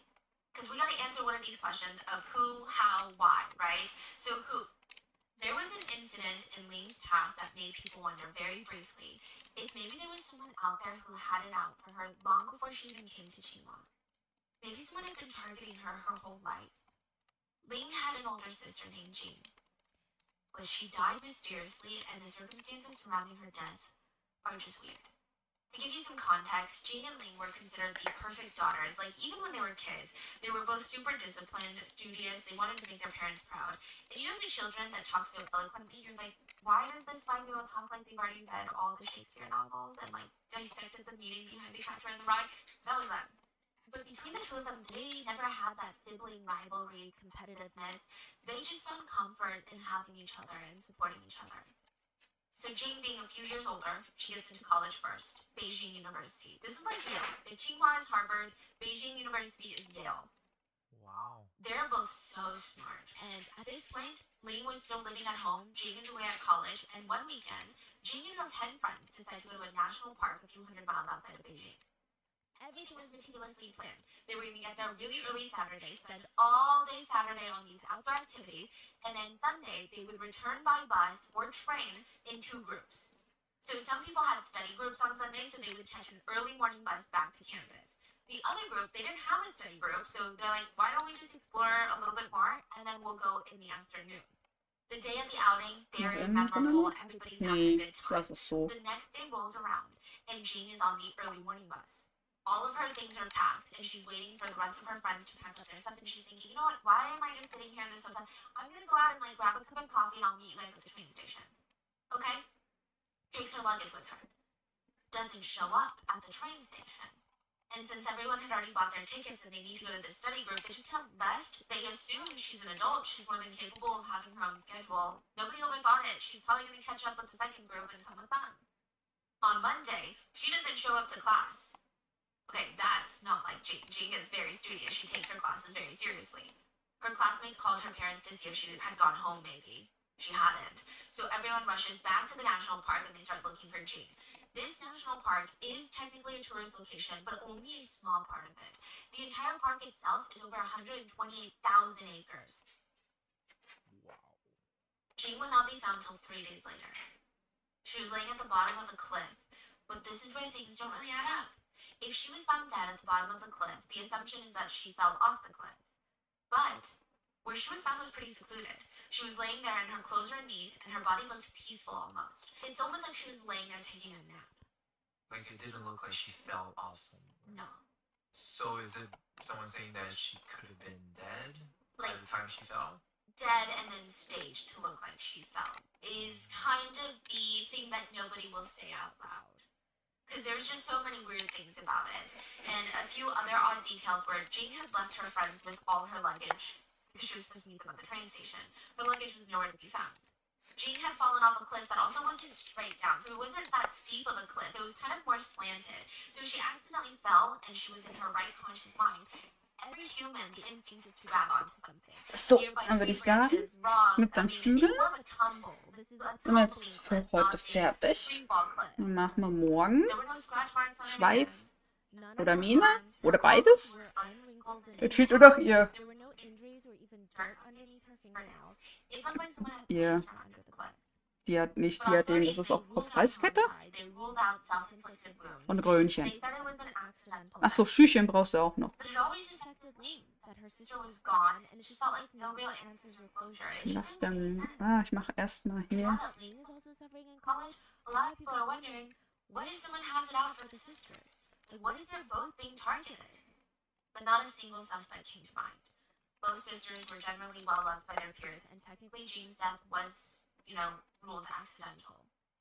Side note, this is really sad, but the top 2 schools in the nation of China are Beijing University and Tsinghua University. It's said that Ling really liked both colleges, and it's presumed that had her sister been alive, she would have chosen to go to Beijing. But since she passed, she felt like if she went there, all she would think about is, did my sister walk down this hall? Did my sister stay in this dorm? So she chose Tsinghua. What a tragedy. Wow. Yeah, this family. Yeah. So, anyway, it was a theory that had to be explored, but then it was shut down. Another theory popped up. The idea that maybe Ling wasn't the actual target. Maybe Ling's parents were the target, and to get to them, someone went through Ling. Technically, it makes sense because Ling is so young and well-liked in school. Like, this just doesn't feel like a college crime. If she didn't have enemies, maybe her parents did, and she was just collateral damage. Ling's dad was a senior engineer at the National Earthquake Agency of China.